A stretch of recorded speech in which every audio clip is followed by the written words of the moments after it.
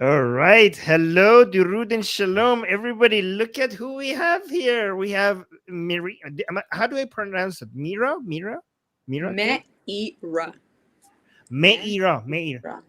Meira Hello, K and Roy. And we have her Roy. here thanks to Roy. Roy went and Funny hunted guy. her down for us. And now we have the honor to have her as our guest. Hi. Hello. He did hunt me down, and But I we am very bad at responding. So, good job. and we had to allow we didn't want to allow Roy here, but because he's responsible for our guest here, we had to actually invite him as well, unfortunately. He's now part I'm of the just cool kidding. kids. Yes, Yeah, yes. And now people love Roy actually too much in our community, and I'm threatened by him because he's like competing against me right now. So that's yeah. why I'm attacking him. Competition is Anyways, healthy for everybody. We're yes. pure Well, capitalists over here. okay, so tell us about yourself because I think most of our audience already knows you, Okay. apparently. But yeah, but for the people who don't, can you tell us a little bit about yourself? Yeah, so I am originally from London, but now Israeli, and I grew up in a very idealistic home, an ultra-Orthodox home, like full religious everything. The hair that you see in all the videos, that's my wig. Fun fact, I cover my hair, which is why I'm wearing this thing right now. And I, after October 7th, realized that something was really wrong. What a lot of people don't know about me is that up when I was about 18, I realized that kind of the political arena that I was in, specifically here in Israel, was just very misrepresented and people didn't understand it. And I joined a tech company that really was trying to fight against free speech. Well, fight for free speech, fight against the people taking away of free speech, which was a real problem back then. And that kind of opened my eyes to really like a more idealistic path of realizing that if I'm ever going to work, which I do 24/7, but if I'm ever going to work, it has to be something that I actually think is going to change the world and improve the world. So I did that for a few years, and then came October 7th, and I realized that our voice was not being heard, both on like an individual level, my perspective, my community's perspective, the idea of more right wing news and politics and analysis in English. And I started a channel doing that. That grew very quickly, and that does kind of every single day updates and explains politics, etc. And as an accompaniment to that, I started my social media. That grew very quickly. We had a few 100 million impressions in the first year. Then I got pregnant and had my baby, and I was offline for a Oh, while. Yeah. congratulations. Yay.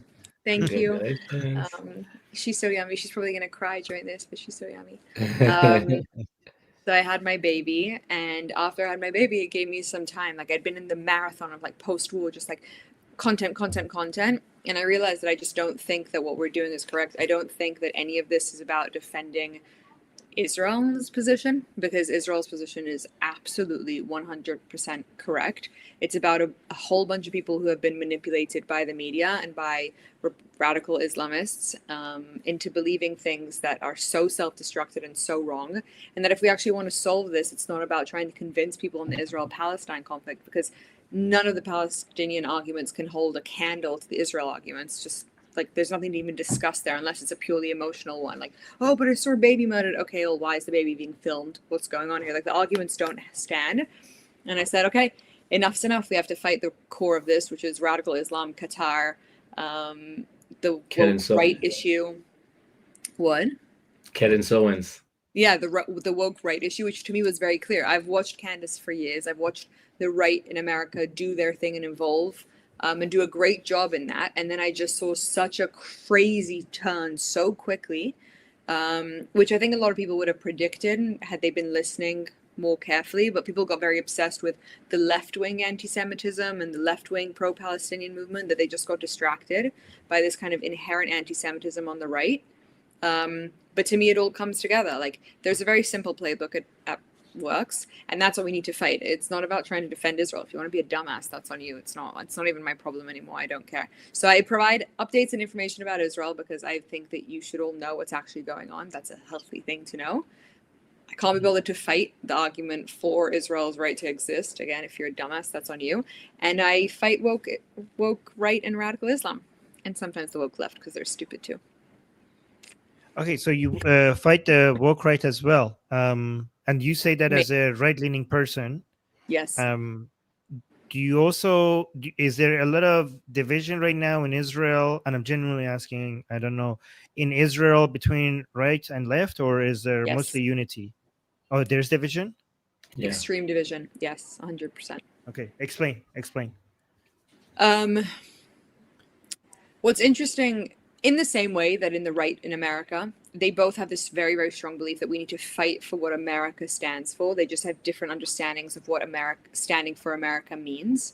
You have that split here in Israel, and people don't understand this. Something that people often miss is that, like in America, like in the world, the media is very left wing here in Israel, and it's a representation of a left wing voice. Now, maybe that's good sometimes, maybe that's negative. To me, that's a negative because, again, I'm okay with people representing their own perspectives. Everybody's allowed to. Free speech, go for it. But the right wing voice is completely misrepresented, but it's a huge percentage of the country. It's not a small, tiny minority as they'll make it out to be. It's a huge percentage. It's a huge percentage of the soldiers, etc. So there's a lot of division that's actually fueled by, I would say, the media. As always, they gain ratings from hatred and anger and frustration.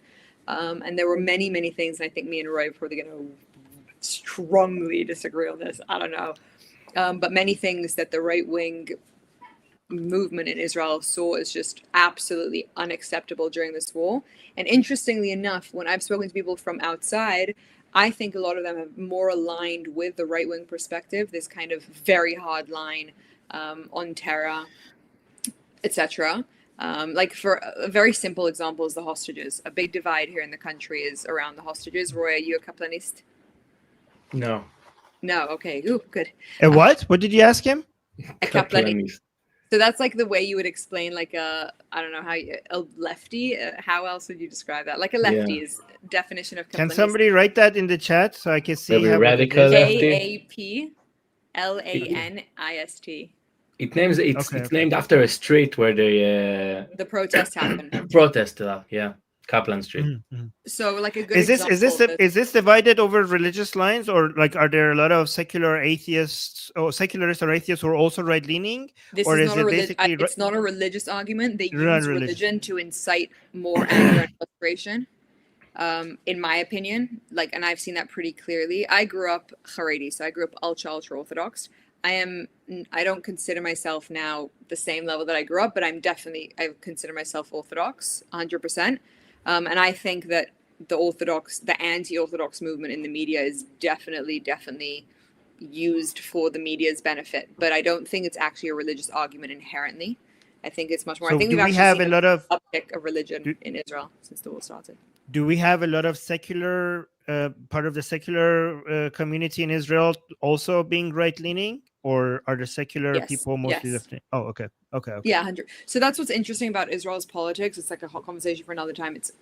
Is that it's completely different to how people see politics elsewhere. So let's say you go to the States, you've got the right wing and you've got the left wing, and you know that a Republican votes X on guns and thinks X on abortions and thinks X on the economy, and a lefty or a liberal, whatever, thinks Z, right? You have this kind of separation. In Israel, the way the parties are built and the way the politics work is you have about 6 main core subjects, and people choose right and left on each subject, and it's not actually clear which one if you're right on this, you could definitely be left on another. It doesn't actually mean anything. But within those bubbles, you create a huge amount of animosity towards each other. So it would be acceptable for you to have somebody who, let's say, is religious, i.e. more right, is left on, let's say, economy, is right on security, and then is right on social rights like gay stuff. But you could also have somebody who's left on gay stuff, is open to that, is open here, is right here. You can have a whole hullabaloo of mixtures, and that makes politics very complicated in Israel. Roy? Are you with me? Are you agreeing with me, Roy? Yeah, I agree. Yeah. I agree. Yeah. Would you agree that is this true if most of the division right now is over hostages and the response in Gaza, or is it other things? And both of you could answer if you want. Yeah. Roy, you want to go? Yeah, I think it's also about the whole signing up to the army of the Haredim. This is also a big one. Is that a right left issue or a religious versus non-religious issue? because I think that's more of a religious. And also, because I've seen a lot of right-leaning people think that they should be serving. So I'm like in my, so I don't know if that's who a are different. religious. You'll also see a lot of religious people who think that this group of religious. That's what I mean, is that you have a lot of different subcategories of topics where it's not just religion. It's not like you have atheist versus God-fearing. You have different types of religious, different types of connection to religious, and different ways of seeing it. So you have ultra. Basically, the actual way it goes is you have like I would consider it like a triangle. You have Zionists, you have Orthodox, like religious, and then you have religious Zionists. And then there's a spectrum here, there's a spectrum here, there's a spectrum here. Am I about correct, Roy? Okay. Yeah. I think that's pretty much, I mean, that's not including Christians and Arabs and whatever, but if you're in the Jewish world, you have these kind of three subgroups. The religious Zionists are the ones who are least talked about. They're just completely disregarded. No one even mentions them. And it kind of is always portrayed as an argument between less religious. So the religious are non. So most of your really religious people are non-Zionist. Is that what you're saying? Like anti-Zionist, even something? No, right? not most. No. No, some. But the way you painted it, you said like there's three religious Zionists and then religious Zionists. So and that the last one are the least talked about. So the way the picture you painted for me seemed like the main religious people that people talk about, their Venn diagram doesn't really match with the Zionist one. So why is the religious not separate? This is going to from the sound a Zionist? bit extreme, and I don't mean this in an extreme way. I think that between the Orthodox and the religious Zionists, there is such a complete and total difference on life philosophy. It would be the same as Jewish versus Islam. Not the same actually, right? But like there is a complete dissonance. It's not like they're religious Zionists. It's not Zionists, religious Zionists. There's Orthodox, Zionists, and religious Zionists. It's three completely different categories. And the Orthodox people don't really get involved in Zionists. Like they're living in a completely different world. Is that like what you're saying? Well, I would say it's a lot more complicated than that. Okay. And we can get into it if you want. I can talk about this topic. Well, I talk about it a lot. Well, we're getting to the deep. So let me ask you: do you think the ultra Orthodox should serve? Like, are you on the side of them having to serve? Look, I think you need to understand the ultra Orthodox mentality to really answer this question, because the way I look at it is, to me, my husband has been at war since the beginning of the war. Okay, through my entire pregnancy, where I was bedridden for 9 months, through everything. Okay, so, and we come from an Orthodox house. I believe in it 1,000,000%. However, I do not believe that because I think something is right and I have the privilege of doing something, that therefore I should be forcing that on other people.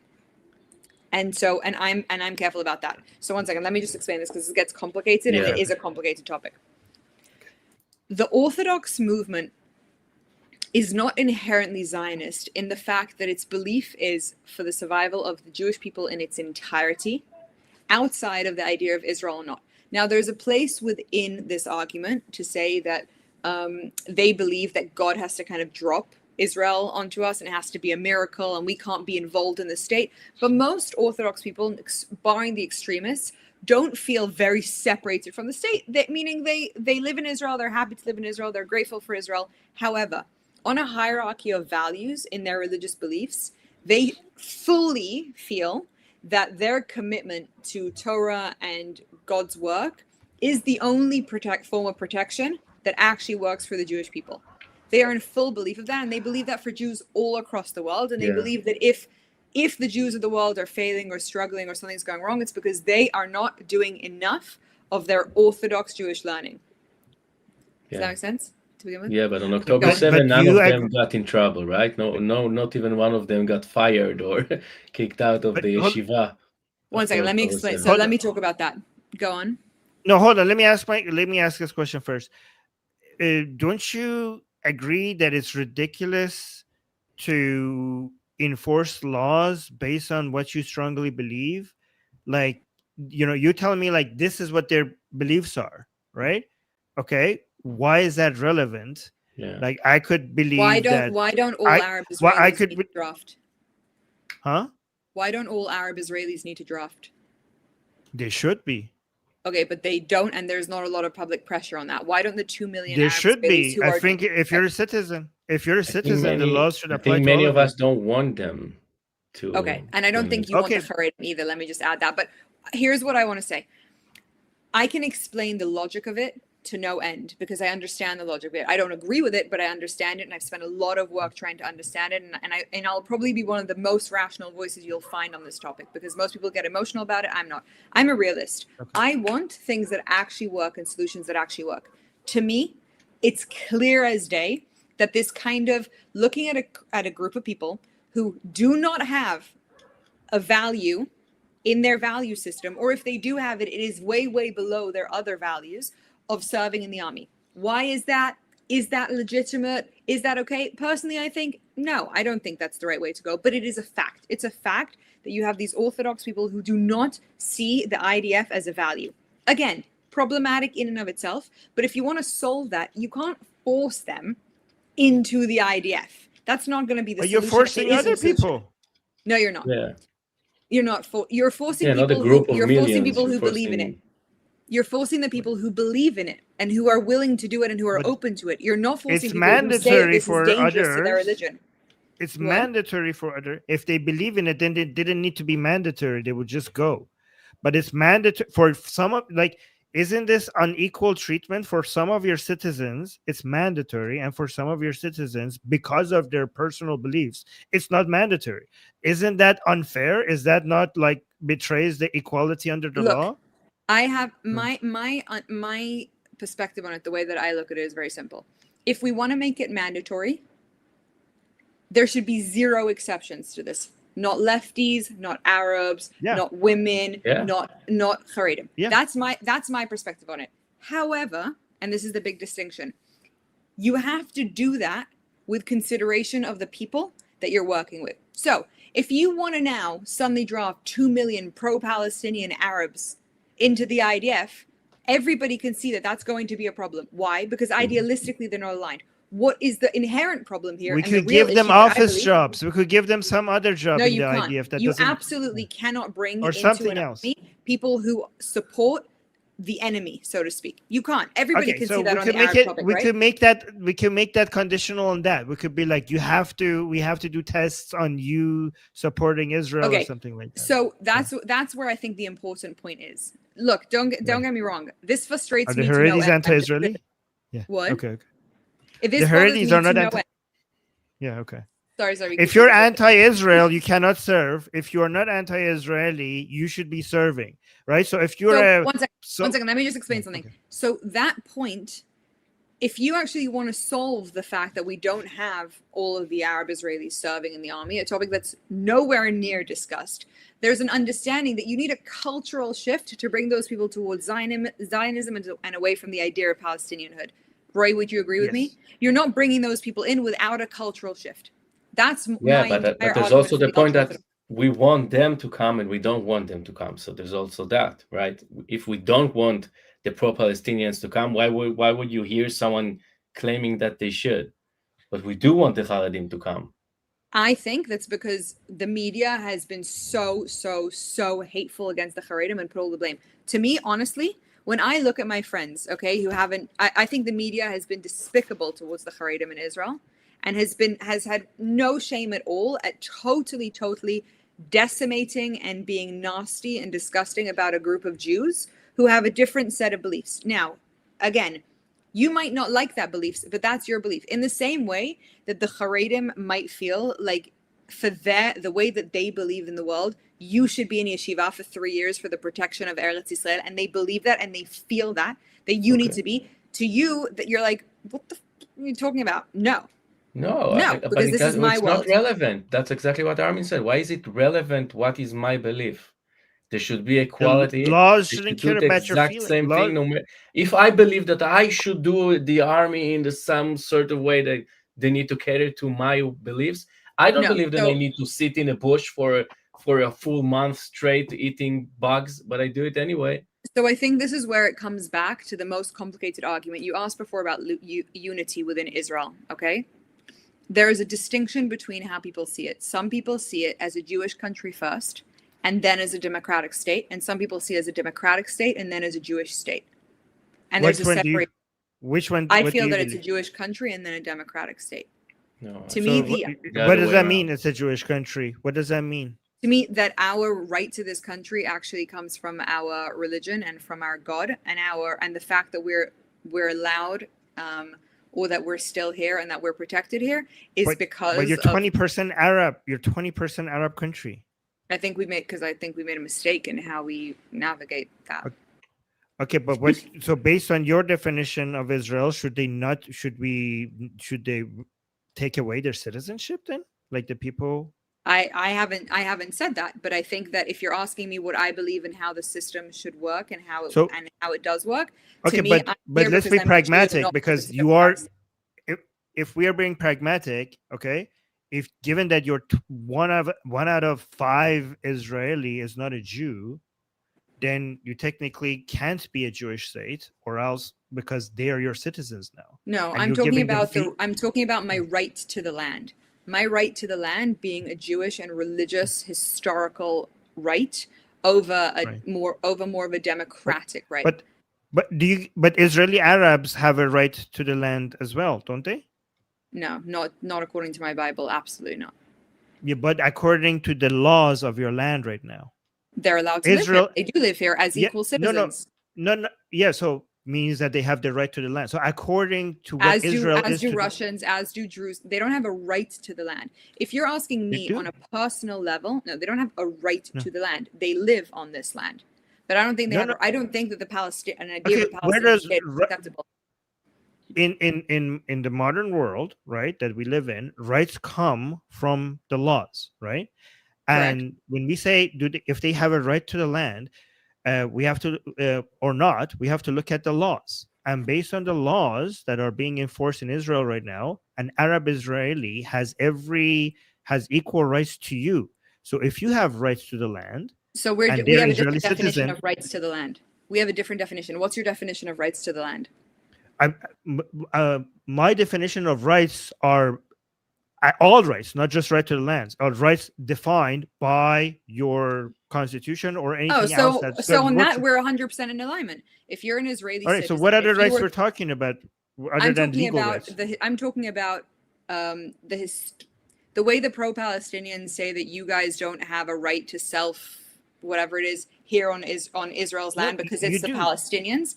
So I think that my right to the land on that level, not rights within the land, big distinction, an important distinction.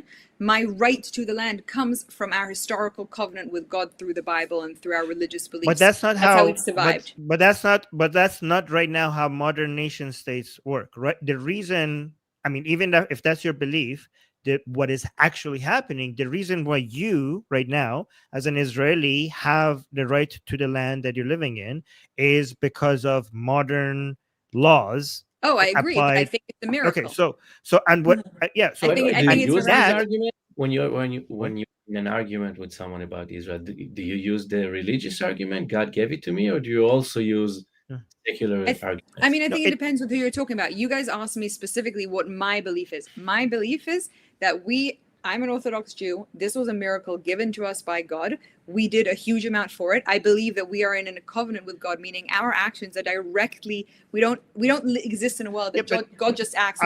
We have to work with Him. I'm not disputing your belief. I'm not like fighting against your beliefs. Okay, well, at least not right now. Okay, but I'm saying whatever those beliefs are, what is taking place objectively, okay, is that all the rights that you have to the land is being enforced by this modern legal system that every citizen of every other nation state is getting a right to the land. Okay, so and if that's how in the modern world we are getting the right to the land, based on that system, an Arab Israeli has all the rights to the land as well, because right now we're not using rights in the land. Yes. Rights in the land, not rights to the land. Rights in the land. Yes, I agree with you. Yes, if you live here, you're a citizen. If you live here and you're a citizen, then you have rights, 100%.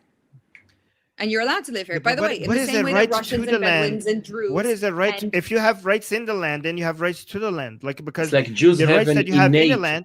Jews have No, an because innate right to the land, no, and hold Arabs on. have No, like if you a rights in the land includes all the rights to the land, because we're talking about all the rights. I think we're just I think we're agreeing. We're just kind of disagreeing on the Okay. exact wording. I don't think we're having All this. right. I think it So- sounds like it's more of a disagreement than it actually is. Maybe I'm wrong. Because because I think if we're saying because Israel is not an apartheid state, and that's one of the reasons I Correct. love Israel. Okay, but if we say that Israel is a Jewish state, and if the meaning, I'm okay with saying Israel is a Jewish state in the sense that it means that it's a refuge for all Jews around the world and no one else. That's fine, right? But once you're an Israeli, I think you should have all the rights that as an Israeli citizen, all the I rights agree. should be equal. Yeah, but if I think like somebody might translate what you're saying that we have right to the land and the Arab Israelis don't, then people are like, oh, some people. I So didn't you have say some that. rights that they. I didn't to say the that. land. I To don't. the Yeah, land. I didn't say that they don't have rights within our land. Of course they do. And No, and you that- said no. You said this they. is not this is not Palestine. This is Israel. This That's is my Israel. belief. That's Okay. what I'm trying. That's all I'm trying to say. We're getting way No. into. We're Yeah. kind of having almost like a conflict Okay. around a thing that's not a conflict. All This right. is not All right, all even right. if Israeli Arabs believe this is Palestine because they have an inherent right to the land because it's Palestine. I think that's trite. It's not true. I think this is a Jewish land, always will be, and always has been, and I have that as a historic belief. Okay. And also, even Clear? if you call it Palestine, Palestine was the name for Jews before we had uh, the Soviets come out do their propaganda, because Palestine was also referring to the Jews at some point before we came back to the original more name. Jews identified as Palestinians than Arabs did. Yeah. So Palestine is the wrong name. It's the Roman name. Correct. It's the imperialist name that was given to this land. But before we had Israel established as a state, when people were referring to Palestine, they were actually referring to the Jews, to Jewish groups, Jewish institutions. It's a wrong name, I agree, but it's a... One second. Let's pull back for a second. Every single one of the terminologies that has been hijacked by the radical Islamists to take over the world is stealing from the Jews' experience and directly manipulating. Palestine, genocide. Who are the ones who've experienced a genocide recently? It wasn't them, it's us. Who are the ones that have always had the right to this land? The people that were then named Palestinians, maybe? Not actually the Arabs. They've managed somehow to hijack this whole thing. Occupation. Yep. It's all who are the ones who were occupied? Apartheid is basically demi-status. Apartheid is the demi-status. Yeah.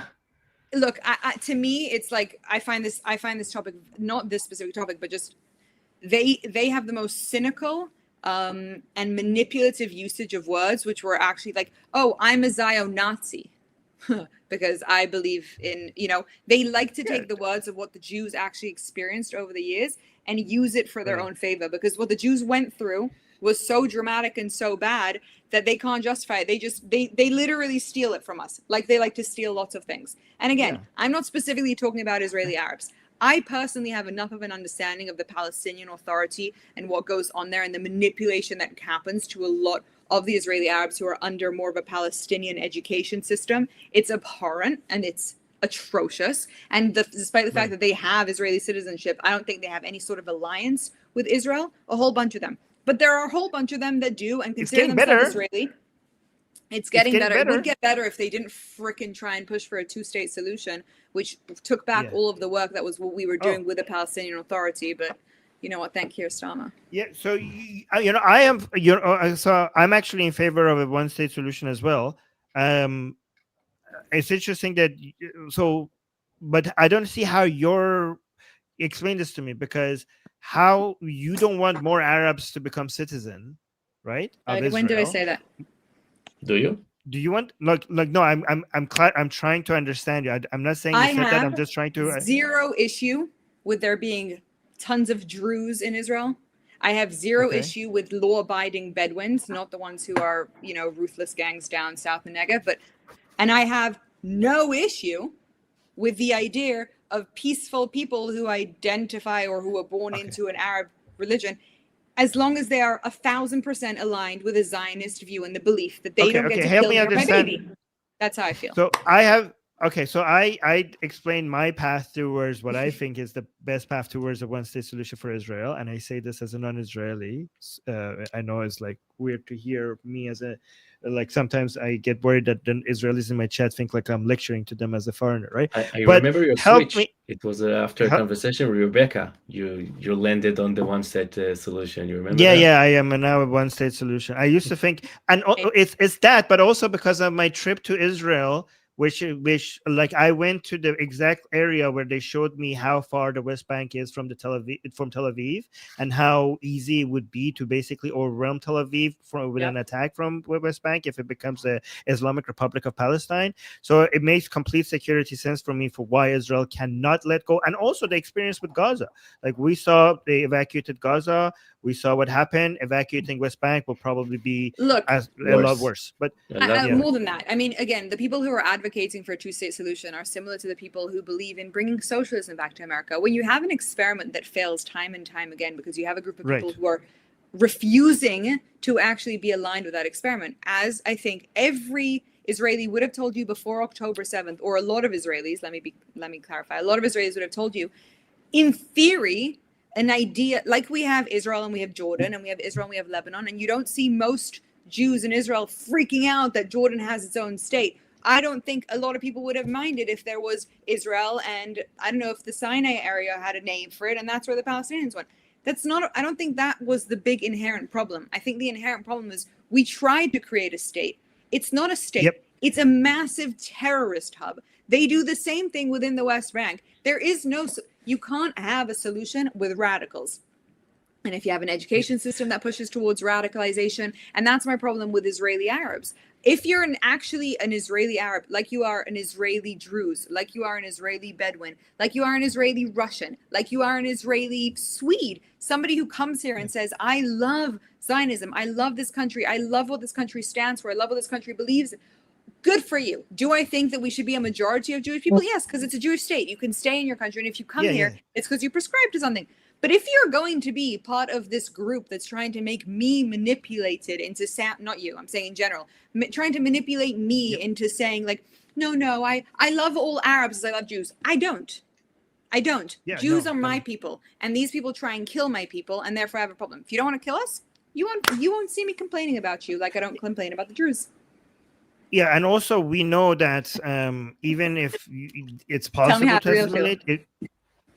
No, this is so on point. I think you're 100% correct, and there's no shame in loving your community more than other people. It's the most human, one of the most human things to do, right? So I used to think it doesn't make any sense, and we should be like equal towards all people. And I used to be stupid. Now I understand that that's basically not the way the human brain works. Okay, I think it's even worse than that. No, okay, go on. Oh.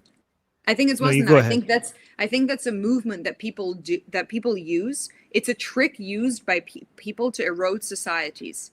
Okay, when you want to erode a society, you tell the people to focus more on other people than on your own society. Everybody knows this. If you have a mother and a father and children, and the mother and father care more about their business than they care about the children, what's going to happen to the children?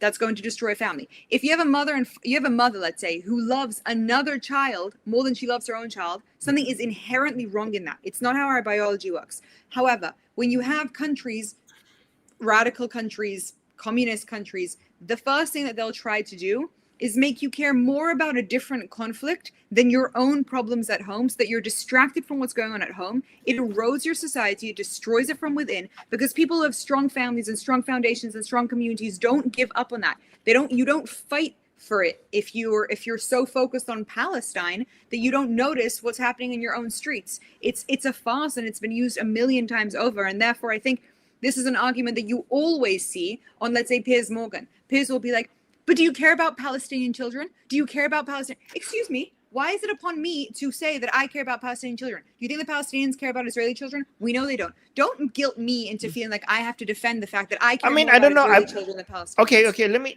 I do think, I do care about Palestinian children, okay? We all care about children. 1 second. We all care about children, but I care more about my child than I do about somebody else. That's what I'm trying. That's what I was trying to add. I think like it's okay to care about your people more, Correct. as long as you also care about other people to some extent, right? For Like sure. I think like you could, yeah. For sure, But but by the way, I think we could if have. you I think ask it's not. most I think we Israelis should what have two extremes. I think we have two extremes. So people are like, I care about my people and no one else. I think that's one extreme. And then we have the other ultra universalist position. Like, no, you should consider all people. You should care about all people equally the same. I think that's also ridiculous. I think the reasonable ask is that fine, you could care about your people more, but find it somewhere in your heart to also care about other people, even if you care about your people more. I'm going to take it right? even a step further. I think if you asked a huge amount of people in Israel what bothers them so much about Hamas, a lot of them will say to you the disgusting abuse of their children for their war benefits. People call it children. There's a powerful quote on that. Who it was one of your Golda prime Meir. ministers. Golda Meir. Yes. She said we There can will be forgive peace. the. There will be No, peace. not that one. That's another one. That's also okay. powerful. So But this is another one. I think it was her as well. She said that we could forgive the Palestinians for killing our children, but we could never forgive them for making us kill their children. Yeah. Is that? I think it's her too. I think it's her too. Yeah, I mean, it sounds like, I don't know if it is her, but it sounds like her. I think it comes down to this, which is just there's a manipulation in the air that manages to make it sound like, oh, let's prove that the Jews don't care about anybody. What are you talking about? The Jews have proven themselves throughout all of history to care so much about everyone, to go above and beyond for other people everywhere they go. Look at the Jewish impact that the Jews have. It's this false narrative. And you know who created the narrative? The people who don't give a shit about their children, because they think that they can take their own lies and blame it on us. They've managed, again, they take the genocide that we experienced and turn it into their story. They take the occupation that we experienced and they turn it to their story. They take the Nazism that we experienced and they turn it on us. And they take the children killing and they place it on us. Right. This is what they do. Yeah, I mean, these are the obvious parts. Like the anti-Israeli position. I think like we're having such a higher level discussion that just speaking against the anti-Israel position is such a brain dead position that I don't think like we don't even need to talk about that. But this is because I'm learning so much from you. By the way, thank you so much for all of this. So Roy's this is what very quiet. I'm listening. I'm listening. This is what I want to learn from you. How do you see the one-state solution happening, given that you don't want to allow in people who want you dead as citizens? Then what is the way to get there then? So again, I'm a pragmatist. I believe in actually realistic solutions. I don't think in the same way that people want this utopian peace ideal, things don't work that way. You don't get this perfect solution that drops down from the sky and everything works. What do you do with people who live in your country who hate you? You need to create a slow process of changing that, shifting that, hoping that works, ramifications if they don't, etc., etc., etc. And you have to be very comfortable being uncomfortable. This is the same thing that I feel about the ultra-Orthodox. If you want a solution, you need to be comfortable with the fact that this idea that, well, we serve, so we now have to get all of them who don't believe in serving to serve because it's fair and it's right. It's not actually going to work. You have to look at it and say, this might be uncomfortable. It might be unfair. Remember, they were allowed to not draft through the law. The law said that because there was a recognition in Israel, a religious recognition in the starting of the state that there was an importance to the religious aspect. It was legal. But didn't they regret doing that immediately after? That's what I heard. It was for about 20 people. They were like, we didn't think this is going to go this wrong so fast. Yeah. We didn't write a constitution, which was a massive mistake. We did tons of mistakes. I can go into 1,000 mistakes that the country made. And you have to remember that the people doing these mistakes, or not mistakes, depending on how you look at it, I happen to think that respecting religion and seeing that as an important institution and the rebuilding of the Jewish people after the Holocaust, where almost all the religion was completely wiped out, was very, very important. And we've succeeded in building that, bringing that back. Now, if you're not religious, that might not seem as a value to you. But to me, that seems like a very important value. Now, are we in that state of emergency that we were then? No. But again, you also have to remember the people who founded the country, Holocaust survivors, deeply traumatized, people who lived in Israel when it was mass starvation and it was a total chaos over here. They were they were inundated by enemies. People had lost everybody. There was such chaos and they had to rebuild a state from literally nothing and create something that's totally thriving. And they did that in 70 years. So it's very easy to go off like, they should have done that. They regretted this. But you're not talking about no, like I'm not blaming them. people No, it's sitting okay. back, you know? No, I mean they're very. I think it's an important thing to remember and to recognize that. First of all, I think it's actually a beautiful value. In the same way that during the Holocaust, I don't know if you know this, Oxford students didn't have to go to the army. They were exempt if you prove that you were a proper academic student in university. But they're not proper academics. They're sitting and just they're not contributing anything to society. I mean, you one second. You believe that because you're not. It's not part of your religion. I believe that they contribute tremendously to the whole academic side of religion. How do you test? How do you test that? How do you quantify that help? Maybe we could do that. Is this super? Fifth of them. Is this supernatural? Like, are we talking about? Yeah, like, we're talking stuff? supernatural. Yeah, but how do you quantify that? Maybe we could do the exact same amount. Guys, we said we're not doing the God conversation too much, and this is what I'm not gonna debate you on whether or not there is a supernatural element here or not. I'm just going to understand if that's their contribution that you're basically taking into account. How are they quantifying that? They say we save you. How? Maybe we could have this saving with half of the people or a tenth of the people. By the way, are there spiritually? That's my belief. Israel? My husband's in the army. Spiritually. Yeah. Wait, that's my belief. My husband's in the army. You guys have to. No, you have to remember. No, but you have to remember. Like, I come at this with an understanding of it, not an agreement of it, and there's a very big difference. It's not my world. It's not the society that I chose to stay within. I have a massive issue with a lot of the belief. We want to know what you think. Do you think so? Tell us this, okay? And if by the way, is this getting too aggressive? Let us know. Like, are you? Okay. Let us know. Okay. Like, I think I think we're having fun. But if my tone, no, we're good. We're good. I'm not upset. Okay. So, do you, based on your belief, do you think the Heritage community is contributing with studying the Torah and doing almost nothing else? Are they spiritually protecting Israel? Is that their contribution? Do you see? Is that something that you see? I think there are very, very, very few people within this movement who can actually be described as people who are so properly committed to it that they are contributing spiritually. I don't think that it is the total norm. And I think that's where the middle ground is, and the conversation really needs to be around the people who have actually a little bit burned out of this kind of full-time learning. Also, remember, historically, this idea of Jews in full-time learning was a very specific designated group. It wasn't all of the religious people. Most of them were farmers and milkmen and, all of these different things. And they also invested time in learning. To me, there's a very simple way of looking at this. There's a time for this and there's a time for that. I do not think that at a time of war, it should be made the number one priority to be in full-time learning. I think that's a little bit insane. I think that there could be certain people who should do that. But in general, to me, the belief is all of us need to up our contribution as much as possibly can during a time of war to the maximum, which means that if you think learning is contributing, figure out how to do that. But there's also other elements of protection. I don't think that if we had God right here talking to us, that he'd be sitting around and saying, yeah, absolutely. Not only should you be sitting and learning, but also you should make an absolute stink about how that's better than being in the IDF, and you should like mock that. I think that's abhorrent. I think it's revolting. I think it's unacceptable. I have nothing okay to say about that. I think it's the epitome of not being a servant of God. It's not there's an idea, derech eretz kadma Torah, this idea that having nice mannerisms, being a respectful person, I don't know how exactly you describe derech eretz, is more important than the study of Torah, right?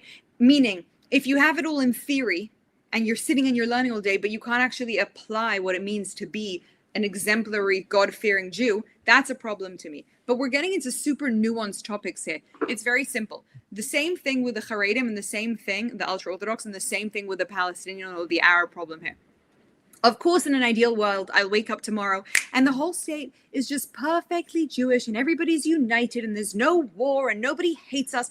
Okay, that's not our reality. I don't have a proper feasible solution to this issue of what you do when you have people who live within your country who actively hate you and who actively want to stab you. I think the first step is to make the ramifications for that so extreme, i.e. completely stopping any sort of pay for slave funding, under no circumstances, making massive financial ramifications for the families of people that do this, stopping any sort of education or budgeting towards education that allows for indoctrination into this, making our prisons a not nice place for people to be at the basic level of what you have to do for international law, but not a place that Arabs go out there or people who want to murder go out there and say, you know what, if I go to prison, it's fine. No release deals, none of all the things that allow for incentive. I think you should also execute the terrorists. I think you go watch. I have a whole podcast on this. I think you absolutely you have to produce a death sentence for people who aren't saying, you know, I've had a bad day, I'm going to stab somebody. You're saying this is my life belief. This is the best thing that I could do. This is the way for me to sanctify my religion and to become a role model for my society. I'm going to go out there and murder Jews. That is the type of statement which is, it's worse than being a spy. It's worse than being anything. And we've become so used to it, we accept it. In the same way that when you talk about this idea of like, imagine if Mexico just fired rockets at New York City, what would happen? We got used to them just firing rockets at us and we just accept it as if it's normal. That's on us. That's add to that they will go away after a few years, right? They will be released. You can add to that. That's on us. That's because our system's flawed and we don't respond to this thing with dignity. The way you respond to somebody who wants to kill you is with zero tolerance. And when you give any sort of tolerance to such an issue, what ends up happening? They try and take a mile and it keeps on going. And so again, you say to me, in an ideal world, would there be no Arab Israelis? In an ideal world, I wouldn't be having this discussion about it because like we're not having a conversation about Druze, it would be irrelevant. I agree with all of that. I think if Yahya Sinwar was executed when you captured him, you probably might have not have October 7th. Just leave the tumor in his brain. Yeah, I know. Why? Okay, but so all of that is on point. 100% agree with you. Given that we're not talking about an ideal world and the steps that we could take to just make things better rather than making everything rainbows and butterflies, would you be in support of stopping the funding? Like you said, like, oh, we need to stop this policy and that policy. What about the policy of giving the Haredi community in Israel money to just stay home and study the Torah? I think you absolutely stop that. That was exactly what I was going to follow up. I think all financial benefits. Number one, I think I told you I'm very rational. You guys just have to be able to listen to everything I say, and then you'll hear. We are listening. We are listening, and we're enjoying what you're saying. I have a lot to say on this because I understand this topic. First of all, I personally think that the country needs to turn our army into a professional army and outside of mandatory conscription for everybody. That's my personal belief. I think that it should be something that you go, and that means you get housing and you get huge amounts of benefits from the country and you get a good salary, and it should be seen as a total honor to be able to serve and defend the country. I think the idea of people for this solution, right? Right now when everybody enlists, we don't have enough people. Right, because we're at a state of.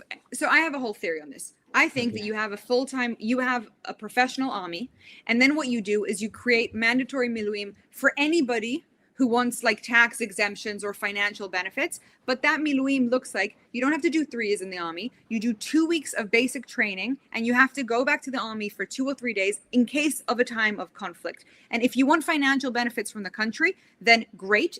Then you have to do that. And it's very minimal. In a time of war, that means we have enough manpower who's trained up and who's part of an infrastructure. And I think a huge amount of Haredim would be comfortable doing something like that, where you're not saying to them, hey, you now have to come in. Yes. I think what's happened is because the media has dramatized this so much and made this so political, you've taken a whole bunch of Haredim who are actually much more moderate and open to this and tried to push them into something that they can't do in the format that it exists. It's not a solution. This is not about solving this.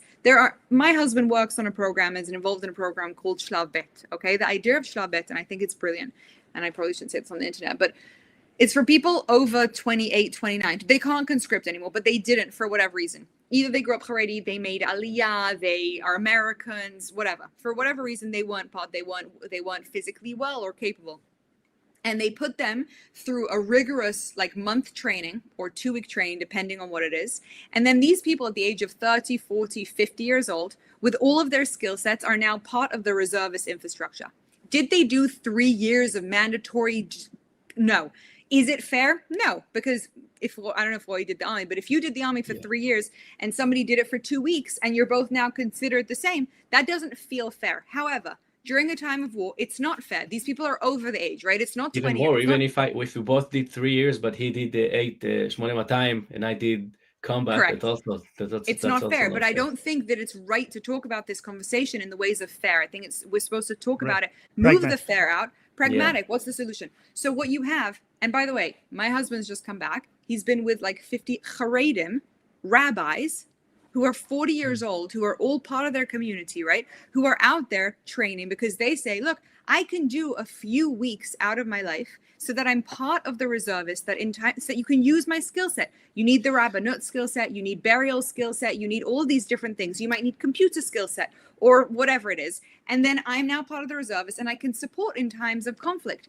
These kind of solutions, which are proper solutions, these are proper solutions because they're cultural shifts. These are the leaders of the community who now come home in IDF garments to Haredi societies, and people see that.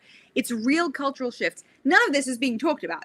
None of this is being discussed or shown or presented at all because because it solves the problem. I thought people don't want a solution to this. They just want to hate. Okay. I thought based on maybe hate all the hate that you're saying and the media bias, I thought that the Haredi community just was allergic to being involved in the war because of religious reasons. Like they just want to have nothing to do with the war because they just have to wait for God. God is gonna. Is God supposed to do? No. Okay. No. Okay, so that's it's because it became such a deeply political issue that you force people who would have been open to going to the army, who would have been interested in it, who were trying to contribute in some way, to say, prove to me that you care more about the IDF than you care about your God and your religion. That's what it ended up becoming. It's not a comfortable thing to say, but you pushed, not you, the media pushed a whole lot of people who do listen to their rabbis into a back corner because it was becoming this kind of shift. Like you have to prove that. And that's never going to work. I never heard someone say that. That's a great way of putting it. But you just say you need to prove that the IDF is more important. But that's the argument, and you're asking of these people to say that. They're never going to say that. How do we know? How do we know? Like, okay, so you are a religious Jew, right? Mm-hmm. So it might be that you're also maybe like is it possible that it's in between what they're saying and what you're saying?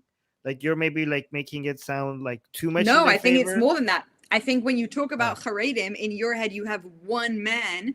You're talking about hundreds of thousands of people who are on a massive spectrum of religious belief, of social belief, of political belief, of ideological belief. You have a huge group of people. But what ends up happening is that you're asking these people who culturally totally would have shifted towards more and more in the army, who would have connected more and more to this idea, who would have been more involved. You're asking these people to make a proper ideological stance against their community in the name of politics. Why are you both laughing about something? Did you send a text? No. Somebody sent in the chat said Roy is attractive, and Roy was like, "Thank you." Sorry. Sorry. I got it. No, but I listened to every word that you say. I listened. Yeah.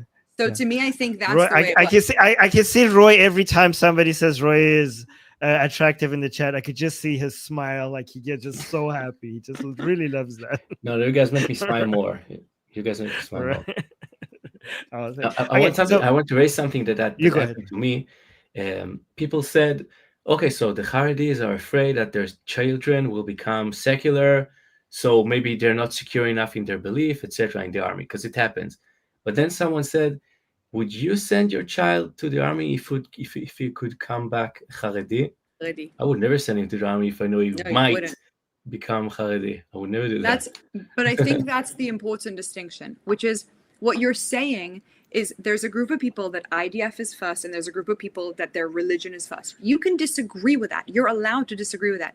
But you can't go to those people and say, my belief is so important. Look, I have every explanation in the world. And I'll agree with you that you're right on your arguments. The IDF's important and serving the country is important, but you can't go to these people, bully them, hate on them, destroy their reputation publicly, and then say, now just give up your religion, give up your hierarchy of values and shift to mine. Okay, but you can't ask but that. it's don't you agree that it's kind of easy to destroy their reputation, and like they're kind of doing it themselves? Because after October 7th, like, don't you think like the other Israelis are kind of justified to hate on this community because like your country was just attacked and everybody is trying to protect the country, and these people are saying like we can't, like these like it's not just the media, like I'm just talking to average Israelis and they hate a lot of these people are like, we're defending our country and these people are reading the Torah because of the media. There is zero reason that the conversation didn't shift after October 7th to, guys, look how deep the problem is in our society. The Arab Israelis, they never draft. They're actually pro-Palestinian. They hate us. We have real enemies within our country. What are we going to do about it? How do we deal with this? There's 2 million of them. That would have been a very natural conversation from the media right in the wake of October 7th, when we found out that these people who are allowed to work for us and be involved in our societies, they betrayed us. The media went after the Haredim and made them the number one topic, when the number one topic in this country should have been a million other things and could have been a million other things, but there was never an equation. But you're short on soldiers. Yeah, it makes sense why so many people would talk about that, because you're short on soldiers. Okay, and you're also very critical to your own family first. There's a lot of them that are not serving. So like, if your priority is security and the main thing that you're lacking is more soldiers, I think it would make sense for a lot of people to be like, what the hell are you guys doing? Look, I'm not sure how I feel about the we need more soldiers argument, and I'll tell you why. I haven't been convinced by it yet. At least for the first 6 months of the year, there was like an 110, 120% turnout for reservists. The anti-Haredi... but it shouldn't be 110, it should be 100. Okay, sorry. Okay, because people who didn't even need to be called up said, we want to come back, we want to help, we want to contribute. There was a surplus of energy and of direction and of people who wanted to give everything for the army. It was then that the media started hating on the Haredim. Right then. It was way before we reached this year and a half of exhaustion and burnout and not having enough people. It was way before then. Are you saying that 4 years ago, no one said that Haredim should enlist and what's going on? Or you're saying that before October 7th, no one cared about this? No, but I'm saying they did. It was talked about on the media a lot. But so it's not just after October 7th. But no. I think what happened after October 7th is that the people of Israel committed so deeply to the IDF that there was such a clear understanding that there's a strong ideological distinction. And that is very painful for people. Right now, you don't have enough soldiers. Okay, so even if they were unfair at the beginning, right now that argument makes sense. Right now, a lot of people are like, okay, enough with this shit.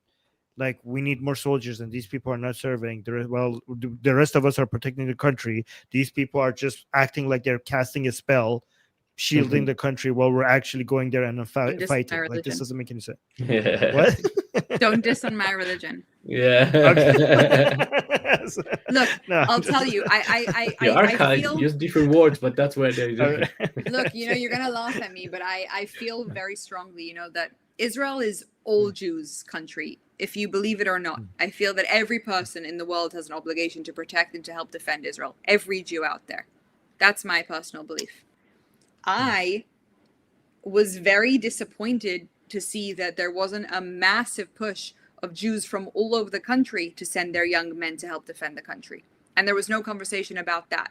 And I think that's an interesting thing as well. Look, I'm not trying to excuse the Haredi thing. What I'm trying to say is that you have a political issue that is not going to get solved like this, and it's definitely not going to get solved by bullying and by draconian kind of crazy things. I don't think that there should be funding to anybody who doesn't serve in the army. And I think that's true of Arab Israelis. I think that's true of anyone. And do you get a lot of hate for that? Do you get a lot of hate for that? Because you're from not from the left, okay? But because you're saying that as a right-leaning religious Jew, and do you get hate for having this perspective from other right-leaning religious Jews? Yeah, I get hate from I get Haredim that tell me, like, what are you even saying? right-leaning religious Jews. But I think Sorry. everybody. Sorry. Oh, look at that. Wait.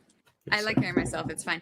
I think that everybody has a strong feeling about this. And I think that the media has been highly, highly responsible to contributing to that in many ways by inciting a huge amount of anger. Look, I think it's similar to the Bibi Netanyahu thing, okay?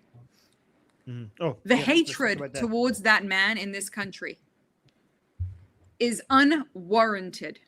Now, can you have a lot of issues with that man? For sure. Of course you can. But the absolute hatred, the fact that there are a lot of people who feel in this country, I hate Netanyahu more than I hate Hamas. And that is Oh my God. a quote from one of our biggest Hasbara operatives. I don't know how else to describe it, an operative, right? One of our biggest Hamas, one of our biggest Hasbara people out there who said that, and I heard it, okay? That is a byproduct of the media, of media manipulation. Are you a big fan of Bibi? Yes and no. I'm an enormous fan of his political thinking.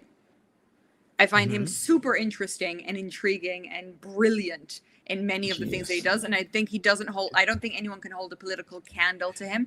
I think he is seen as an absolute hero by anyone who can actually think about geopolitics. I don't think that I think he holds on to old consensuses, which are very dangerous for the country, and I don't particularly believe in. All right, so here's what Israelis who hate Bibi tell me, okay? Okay. They tell me that he funded Hamas, okay?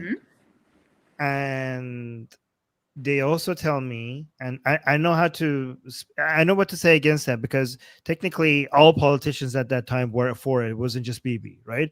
And the point was not to fund Hamas. The point was to de-radicalize Gaza. And the only way to get the funds to the people in Gaza was through Hamas, because there's nothing else operating there. So that's what I would say if I wanted to defend Bibi.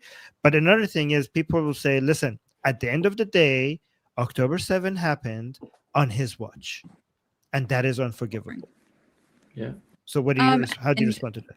And under his watch, the Iran nuclear threat was almost decimated. Under his watch, Hezbollah has been almost completely removed as a threat. Under his watch, we've seen more movement towards potential change and shift. And guess what?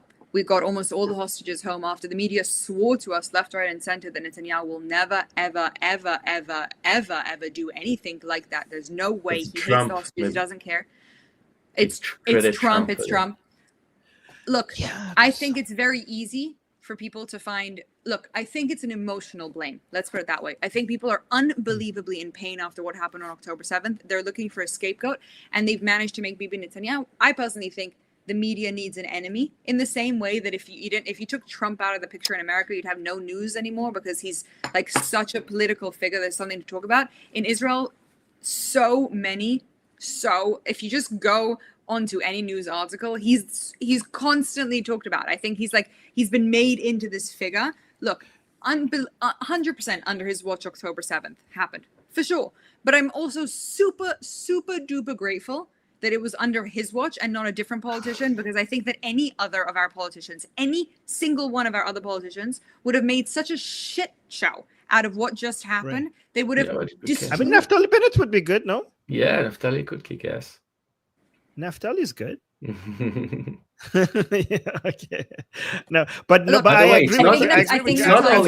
I think he's an amazing orator, and I think he is a very he's a young politician. I don't think he has the political acumen and experience yet. I think that within the next 10, 15 years, maybe. But what about the corruption? What about the cigars and the champagne? That's BS. That's absolute BS. Yeah, but why is it that politicians are corrupt? Yeah, that's why is it that? But why are you like surprised that it happens? What happens after a political person remains in power for 20 years? No. Wait, let's go back. We need a different elective system. What? No, wait. We're going to go back to the corruption first. I didn't get an answer to the corruption. So let me tell me if this is correct or not. I was told that he bribed a newspaper to write favorable pieces on him. Yes. Is that true? Is that true? Is that true, Meira? First of all, innocent until proven guilty is number one. Yeah. However,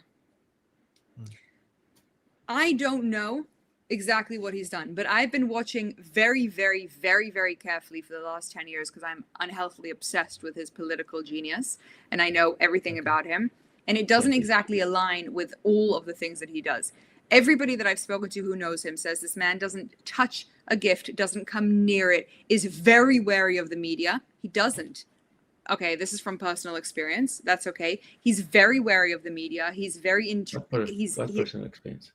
No, that's not true. You keep saying media, but I think there's right leaning media. Which channel is actually in his favor?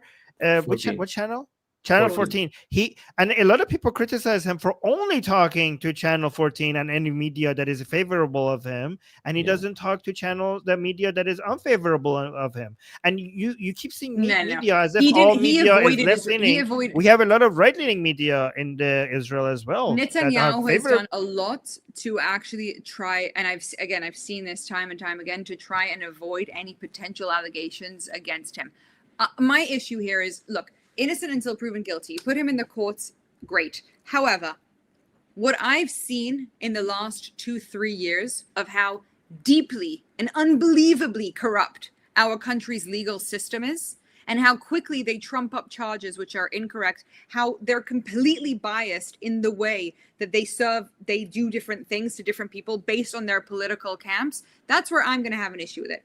Do I know if Bibi Netanyahu smoked a cigar? No, I don't know. The only way I would know is if I was in that room or if I was the person receiving or giving the bribe. I don't care to know. What I care to understand is how is it that the country has allowed for such a corrupt legal system, and we're right now embroiled in a crazy scandal, an absolute, which I'm assuming, I don't know if you know about, but crazy scandal. What?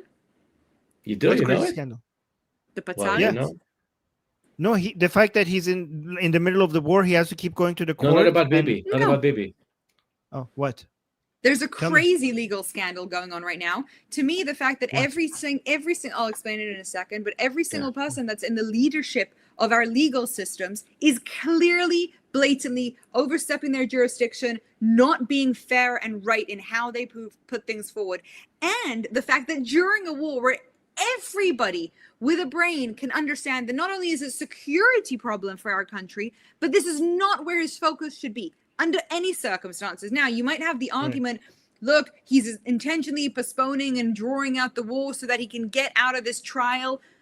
Okay, if you want to go that far as to say he's so afraid of the cigar thing, but if you read the indictments this week, one of the prosecutors said, yeah, we were pushed and we basically went way above our jurisdiction in the trying to find information. We don't have any. If you read any of the indictments, they don't hold a candle to the reality and to the truth, and definitely are not serious. We're not talking about extreme rape charges or extreme bribery charges in which you're saying this person might be a serious liability to the country and shouldn't be running the country. You're talking about very, very niche topics that most Israelis can't actually tell you the basics of what happened because it's so irrelevant.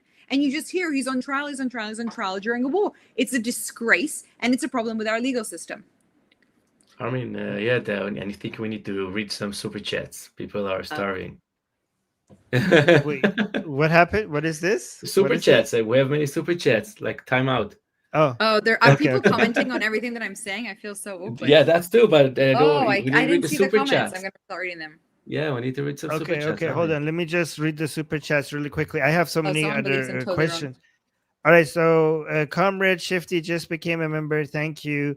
Somebody with a long username said, I'm Israel Chai, Javid Shah. Right back at you. Thank you. So I love it when people say I'm Israel Chai and Javid Shah next to each other. Yeah, you need to pronounce it right. Armin won't let you pronounce it wrong. Javid Shah. Javid Shah, yes. But I'm saying I'm Israel Chai correctly, right? Israel Chai is right. Yeah. So if I say I'm Israel Chai correctly, you should say Javid Shah correctly as well. It's okay.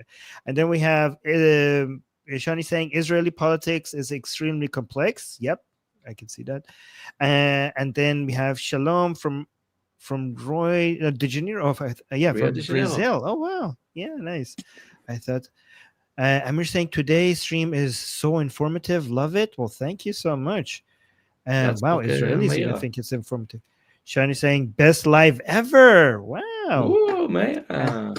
Thank you. And then, hey, Meira, am I pronouncing it right? Meira, Meira. Meira, yeah. yeah. Meira.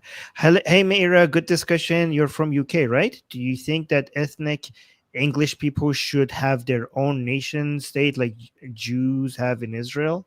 I What think do you you think? shouldn't Yeah. allow for immigrants to overrun your country, and you absolutely need to remove as many of them as you possibly can. I'm not talking about people who came from India 30 years ago and who are fully UK citizens at this point.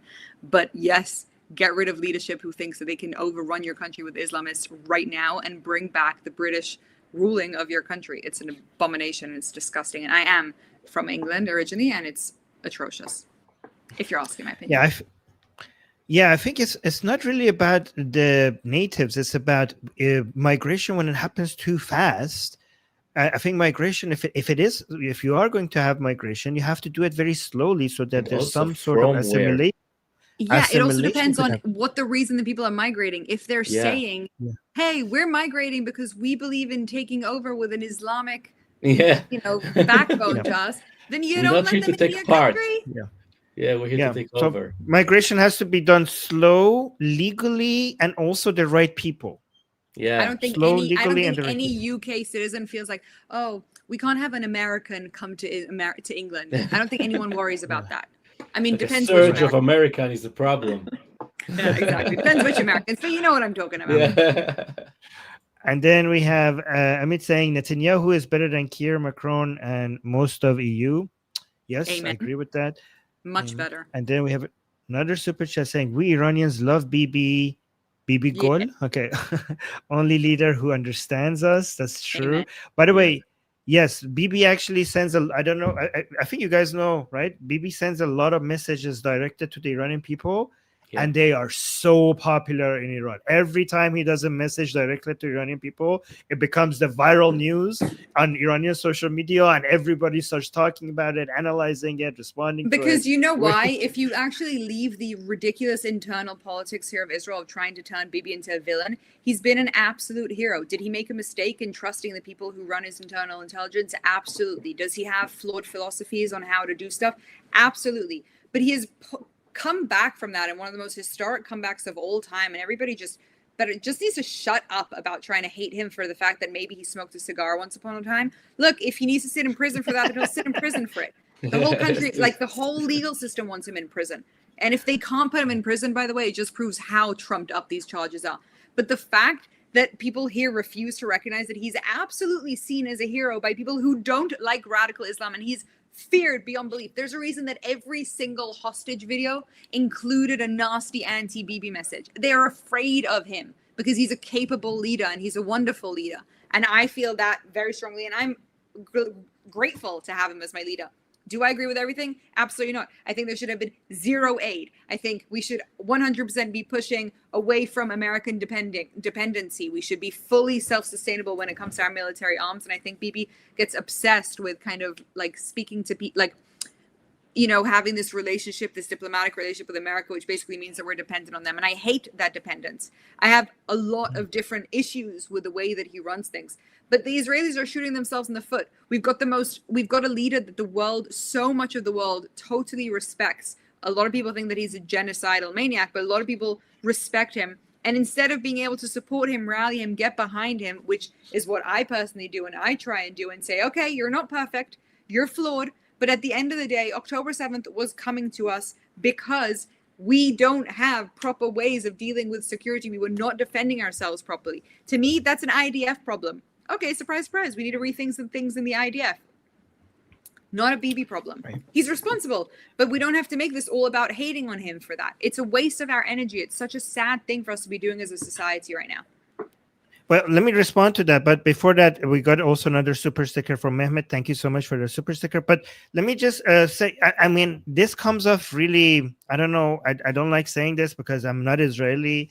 And I don't know if Israelis would get offended when I say this. But I think a lot of Israelis are being ungrateful when they hate on Bibi. Because I don't think any of the Israelis could have imagined what all Hezbollah has been decapitated, Hamas has been decapitated, all of the main IRGC leaders are dead.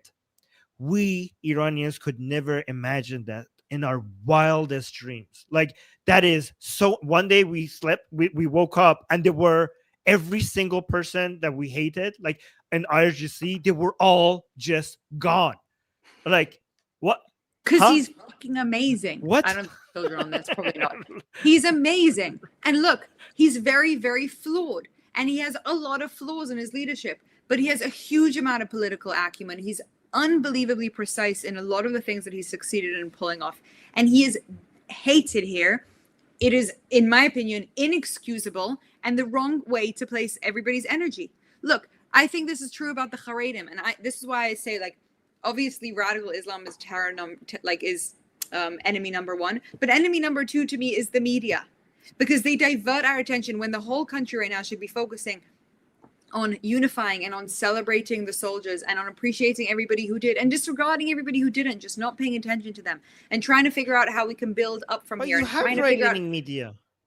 what? But you have right-leaning media that Who celebrates loves Bibi, Bibi like, and who doesn't always go crazily after the Haredim, but sometimes they do because they're part of the religious Zionists, so that's a different problem in and of itself. but it's so from somebody That's might junior. listen to you and think that you are just upset over the media that you don't like, even though you also like what, like somebody might say, hey, what are you complaining about? Israel is a diverse society with a whole set of media outlets covering all sides, and you might not like the media outlets. Right, mute your mic when you're coughing like me. Like I pressed it. It didn't work. I actually clicked no, it. it didn't work. No, but somebody might complain and say that, look, we have obviously shit takes by media in Israel, because it's a free democratic country where everybody could have a media outlet and say whatever they want. But why are you complaining? You also have a whole bunch of media outlets that are right-leaning and celebrating Bibi. Isn't that just a natural part of Can being I a tell part you of an a interesting democracy? story? Did you Right. know that when the country started, there was rations on most food and all of this stuff because there wasn't a lot, and they rationed paper, and they only gave paper to left-wing news outlets, and right-wing news outlets weren't given access to any paper. And the right-wing news station, was deemed illegal, so they had to put a boat into international waters, and that's how they broadcasted the radio. So they were given, the left-wing media in Israel dominated for basically the first 50, 60, 70 years of the country, until the right-wing were finally able to somehow catch up with a media that completely dominated, in addition to the fact that our leading media sources are all also in English and translated, and so therefore present to the world an opinion that is so far removed from a huge amount of how we see. I am willing to bet that almost every Iranian is actually a right wing Israeli. They're right wing Israeli, but they don't get that voice. You won't see that voice anywhere. You can't watch Channel 14. Channel 14 is very relatively new. You mean Iranians in Israel?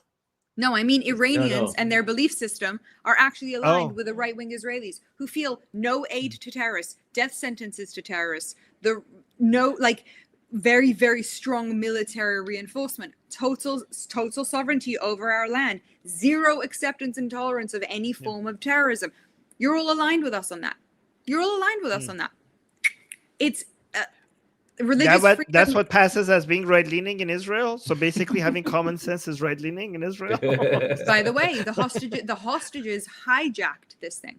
The hostage movement was funded in part by the Biden administration's department under USA. They sent money to the people who ran that, but the people who ran the hostages started beforehand as the people who were in the anti-Bibi protests. It was just a total shift. And they turned the hostages in, which I think is probably the most evil thing to happen from Israel's point of view, not from obviously the terrorist point of view, during this war, where they turned the hostages into a political pawn.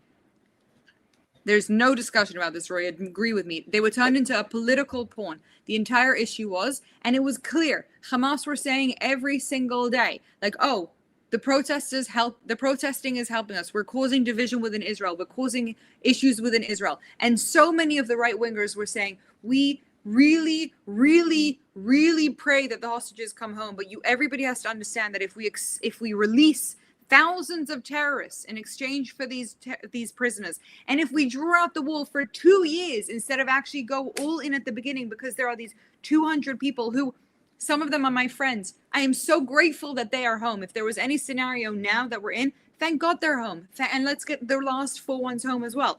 Amen. Hallelujah. Right? But that's not a correct. It wasn't a correct decision. It wasn't a correct decision for the security of the country.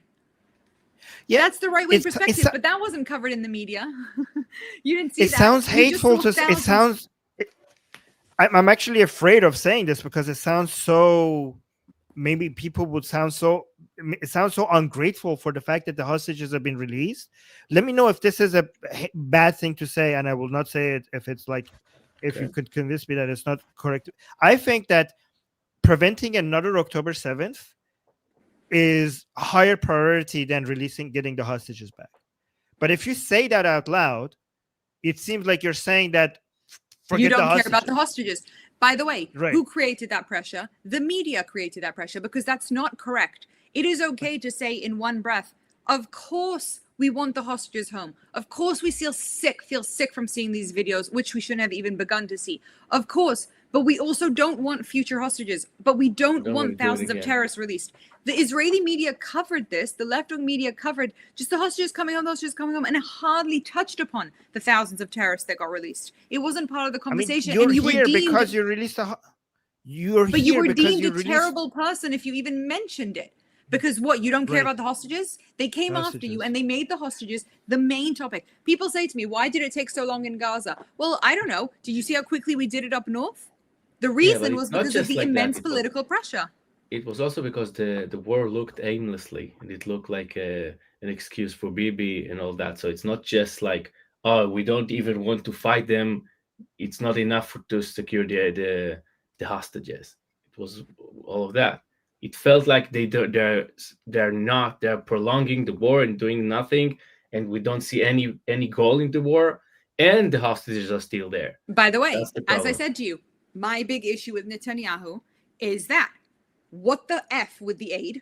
What the F with the slow war?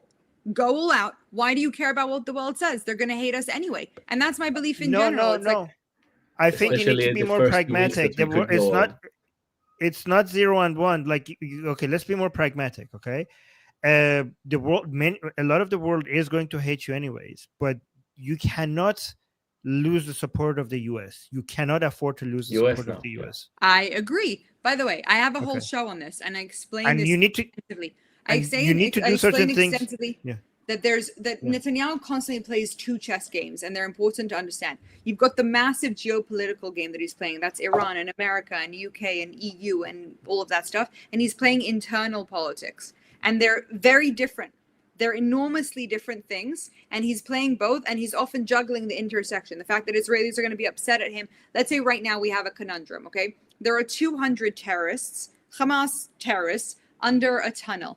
Okay, and there's a lot of political pressure on Bibi Netanyahu, specifically also from America, to not break the ceasefire and to basically let them go instead of killing them or whatever the plan would be. Okay, Israelis are like, absolutely not.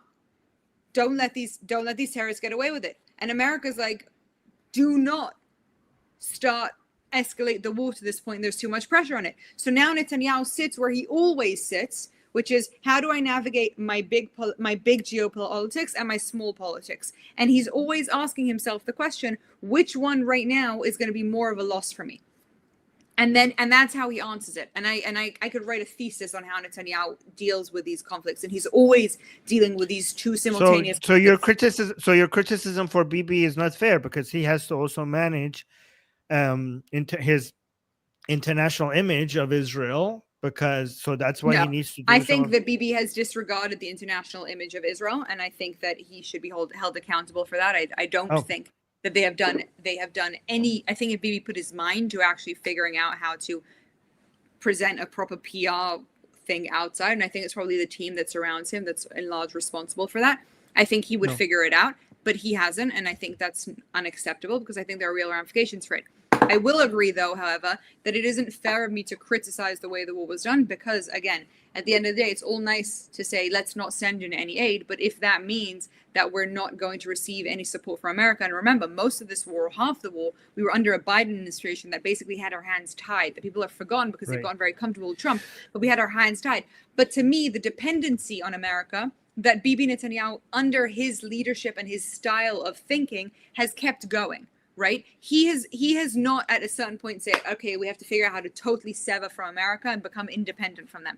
And that to me is a real problem. I see that as an issue. Again, it's very comfortable for me to sit here in my bedroom and be like, I know how Bibi Netanyahu should rule the country. It's ludicrous. It's not, it's stupid.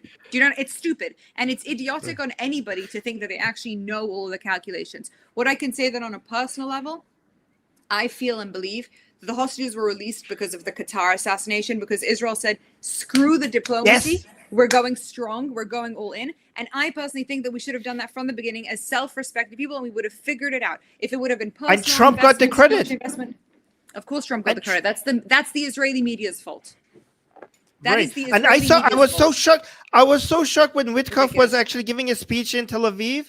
When he mentioned Trump, everybody was like, "Thank you, Trump." And then when he mentioned Bibi, the whole crowd was booing him. I'm like, "You ungrateful!" That's the media in our country. It's not talked about enough. Our media is poisonous. Is it allowed? Should there be free speech? Yes, but you also have to recognize when somebody's saying something bad when there's free speech, and not fall for every argument. The media in Israel is corrupt. I have a lot of bones to pick with it, and I think they are personally responsible for a huge amount of the pain that most of the Israelis went through throughout the war. I think that they exasperated issues that emotionally drained people. They didn't focus on stories of hope and stories of connection and stories of unity, which they absolutely could have decided to if they had seen their obligation to this war is actually figuring out how to help the Jewish people instead of figuring out how to get more ratings, because they got addicted to the ratings.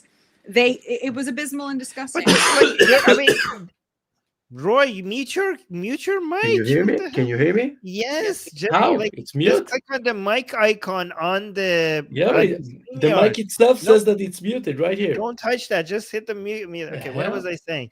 Do you think it's too much? Do you think it's fair to say, like, if it's too much to say as a foreigner, a non-Israeli, that so many Israelis are being ungrateful to Bibi? Like, is that fair for me to say or no? Yes, like, people are ungrateful to Bibi for sure. Okay, so you as an Israeli could give me the license to say that, okay, from now. Yeah, because because Israelis are ungrateful to him. Now, I happen to think that the lack of gratitude comes from a huge amount of pain after October 7th. I think different people diverted their pain differently. For me, the pain made me realize I need to do something. That was my pain. I didn't focus in on how to blame and how to and who's responsible. I didn't care. It was like, what's missing, what's needed, how do I show up? That's my job. And by the way, I've gone through this war not bitter, happy, more connected to myself. Not happy, obviously, but like more connected to myself. Actually found meaning, helping people to get through this time in a complicated time. And I take that responsibility very seriously. I think other people decided to take their anger and frustration from October 7th and become bitter and angry and furious and protest and hurt. And I think there are certain individuals who had no choice because they lost family members, they had hostages in their family, etc. And to them, all the grace in the world. All the grace in the world. If you were chosen, in my opinion, by God to go through such a terrible and horrific time, I cannot come after your emotional state or your intellectual beliefs. Go for it. But people always say to me, well, how would you feel about Bibi Netanyahu or the government if your family was if your husband was kidnapped? And my argument to this is always very simple. It's always very simple. I would bring down hell on earth to get my person home. However, I also know that it is the government's responsibility to not fall for my individual wants and needs, but rather to protect and defend the entire country, not just my person. And I would be fighting against that, but I would expect of the leadership to not say, oh, Meira doesn't want to pay taxes. Okay. Oh, Meira wants this for her hospital. Okay, I'm doing that. Because their responsibility is not to me, it's to all of us. And you have to make very complicated and horrible decisions when you have to think about the masses and the individuals. As individuals, we all suffer from that in different ways, but we also gain from it as a collective. And this is the constant, complicated, nuanced dance that you're doing. And I think there's a total lack of gratitude and a total lack of grace. And I think our country would have been in such a better place if everybody actually felt grateful. They said, oh my God, October 7th happened not because of Bibi Netanyahu, but because we have maniacal, radical terrorists living on our borders who want to do anything and everything that they can to destroy our way of life. And we are going to show up like lions. And thank God we have a leader who, yes, made mistakes on the way, but thank God that we have a leader in our helm who can actually figure out some way of navigating this, and who has done and has proven that to us. Let's get behind him. Let's get behind this as a country and defeat the enemy once and for all. Instead, it's become a who hates Bibi more competition, and people are bitter. That's a shame. Okay, given how powerful that was, I think this is a good time to advertise your channel. Let's put plug it here.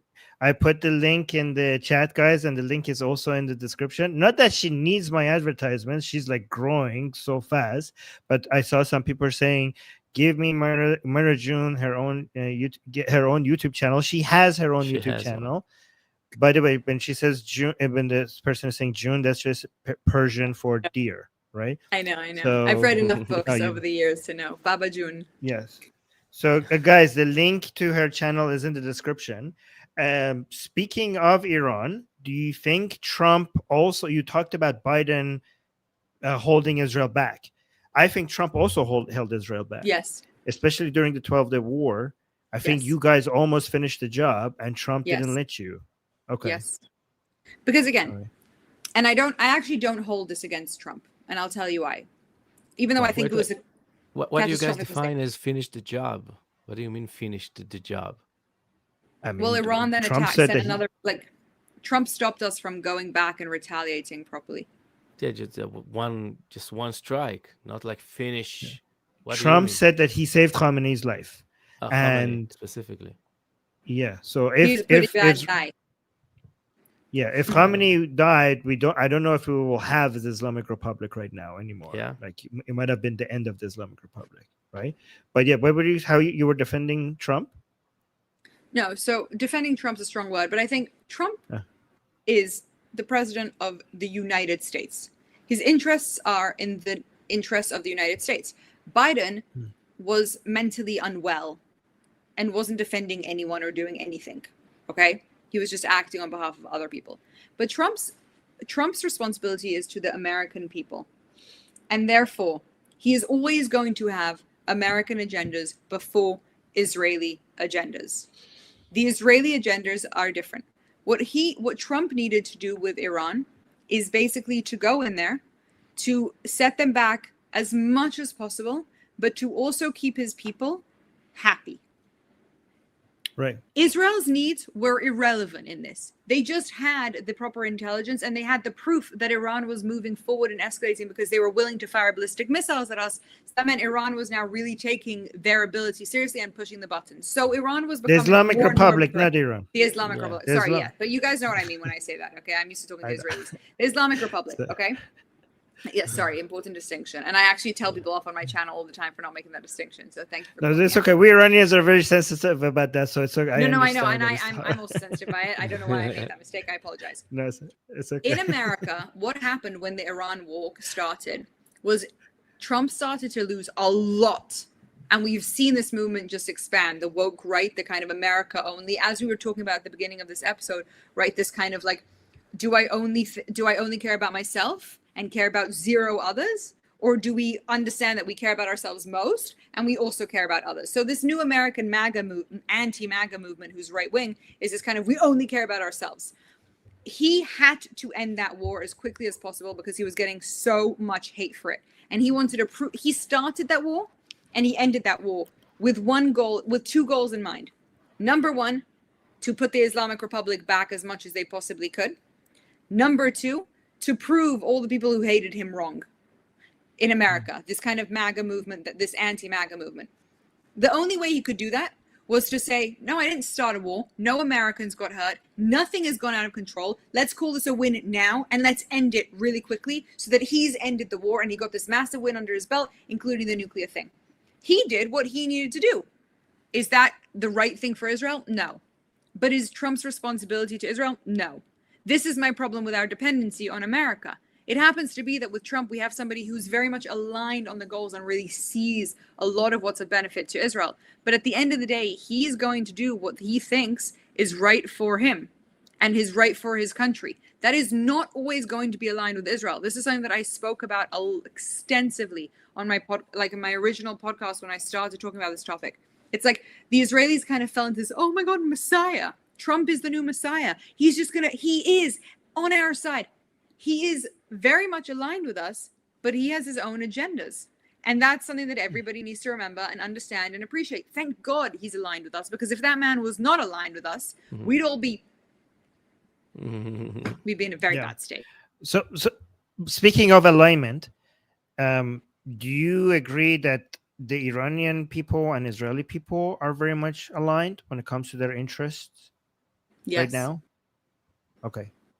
Tell me. I think if Islamists weren't totally radicals, we'd have like so many of them were just so unhinged. I think in general, Jewish people and what should or could have been a healthy version of Islam would be very much aligned. There's no healthy version of Islam. I agree with that. I agree with that. But I think in the theory of what Westerners want to believe that Islam is, right, the Jewish ideas and is that fake illusion of what Islam could have been or should have been or is in their eyes, those people would actually very much aligned. There is a sense of community and a sense of family and a sense of culture and a sense of heritage. Muslims. Remember, a huge amount of Jews are Iranian, are from Arab countries. There's a deep connection and cultural connection that goes back thousands of years between these two societies. And to top that all off, we have the same enemy. We all hate radical Islam. Like, we all see the problems with radical Islam. In Iran, I think it's much worse than what we have here, because you've got the freaking Islamic Republic. Now I'm so excited to see women uncovering their hair in Iran. I think that's amazing. But the fact that that means that their life could be in danger is petrifying. I feel very grateful to have the IDF that defends me. But we're up against the same enemy, and we have cultural similarities. And I think that we're 100% an ally. And I think we're an ally that they're very afraid of. And there's a reason that Netanyahu speaks directly to them and that the Jews care about them so much. So, yeah, but I love the points. Just 3 points. First of all, like when you say the healthier version of Islam, the way I know what you mean, the way I try to speak about it is all Islam is shit. We have good Muslims who don't follow Islam as much, and then we have bad Muslims. Right, so that's I separate the Muslims, not Islam, and I think we agree on that. Yeah, so I think cultural Islam and Judaism is very much aligned. Let's put it that way. Cultural Islam, not the religion of Islam. No, I think it's a bit difference between because cultural Jews are people who are just kept the culture but they're not following the religion. But we don't have something like that in Islam. We don't have cultural Muslims. We have nominal and minimalist Muslim, which is a different thing than a cultural Jew. A nominal or a minimalist Muslim, even though they are a nominal Muslim is somebody who's just a Muslim by name, but is living a life exactly like somebody who's not a Muslim. A minimalist Muslim is a Muslim who is a Muslim, does the basic things of praying and fasting, but other than that, their life is basically the same as somebody who's not a Muslim. And the reason why a cultural Jew actually cares about the culture and follows it because they care. A nominal Muslim and a minimalist Muslim, they just care about so many other things that are not Islamic. That's why they're not living radical Islamic life. So there is a bit of a difference, but I understand what you're saying. So, and actually on this point, I'm an expert in radical Islam. I am not as much of an expert on actual, more moderate, regular day-to-day Islam. Radical Muslims, not radical Islam. Because there is no non-radical. Yes, correct. Radical Muslims, meaning I understand a lot about that culture, the jihadi culture. That's really where I specialize. Look, I read an amazing quote that you're going to really like. I think, Armin, you're going to really like this. Somebody said to me, radical Islam is the snake in the grass, and Islam is the grass. Right. Yes, because they're providing cover unknowingly. They're providing cover. They're giving it credibility and authority and legitimacy unintentionally. So their numbers, even if they're good people, they're unintentionally helping it grow. So I completely correct. So I I agree think with that's the that. right Yes. way to look at it, where it's like it's the world, the path to evil is paved with indifference. Not that Islam's indifference, but like you have, first of all, you have, let's say if you have 20%, and I think that's a kind number of Islamists who are radicalized, that's 150 million people. So that's a problem in and of itself. But I think that kind of this whole like, no, look, we're really nice, really good people, these TikTokers who pretend that they're like, you know, beautiful women who are loved by their husbands, when we just know that's just not the regular story. That's not the reality. What's going on? Right. They're accomplice. They're accomplice in not Right. calling out Unintentionally, but yes, yeah. Yes. 2 points regarding hijab and Islam in Iran that you might not know. Let me know if you know already. But with regards to women taking off their hijab, so we celebrate that not because that was the main goal, but because it's a signal that the regime is losing control, right? Correct. So a lot of Iranians want the foreigners to know that we don't see this as a accomplishment because the goal was the woman being able to take off their hijab. Like, this is not a big win. The big win is that the no one's removal of the killing them regime. for doing it. Yes, and also right now the Iranian people suffering from the regime is far beyond intolerance, because people right now, the mismanagement of the Islamic Republic, because the Islamic Republic is not just Islamic, it's also communistic to some. It's like command economy. Like, people are dying more from the poverty that has been forced upon them by the Islamic Republic, more than the executions or anything like that. Right now, it's really bad. Right now, there's no water, there's no electricity. It's horrible. And so, and also the regime is actually trying to use the fact now that they have lost that battle, the hijab battle. Some of them are trying to use that to their advantage. They're like, look, everything is okay now. Look at the woman without the hijab. So we have reform, so you don't need to pressure us anymore. So we have to be careful with the. It's true that many Iranians are now not wearing the hijab, which is against the law. But the government is now trying to take that into use that as propaganda as well. But also, I think that's similar in Israel with the hostage thing. It's like, oh, the hostages are back, so the war's over. Oh, interesting. Anyway, keep on going. I'm intrigued to learn more about it, and I always want to hear more. One more thing that you might be, a lot of people, when I told my chat, were shocked, is that the Islamic Republic is now using anti-Islamic content creators and encouraging them. Like, people who are aggressively anti-Islamic, they are actually being supported by the regime. Why? All right. Because the regime has lost the Islam battle, right? And it's not a red line anymore in Iran to be anti-Islamic. I mean, you could still get into danger, right? It's not safe, obviously, but it's not a sensitive topic anymore because so many Iranians are already anti-Islamic. Like, I think Iran is the most anti-Islamic country in the world right now. I don't think you will find any other country with this level of hatred for Islam compared to Iran. And the regime knows that they have lost that battle completely. So the red lines right now in Iran for the regime is support for Israel and support for Prince Reza Pahlavi. These are the two red lines, right?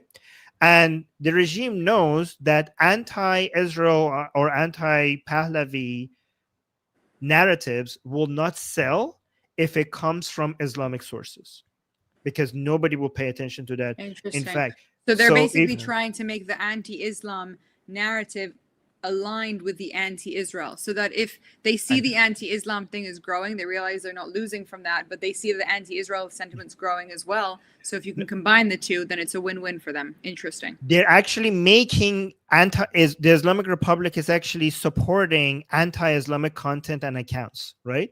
So that when needed, they also post against Pahlavi and post against Israel.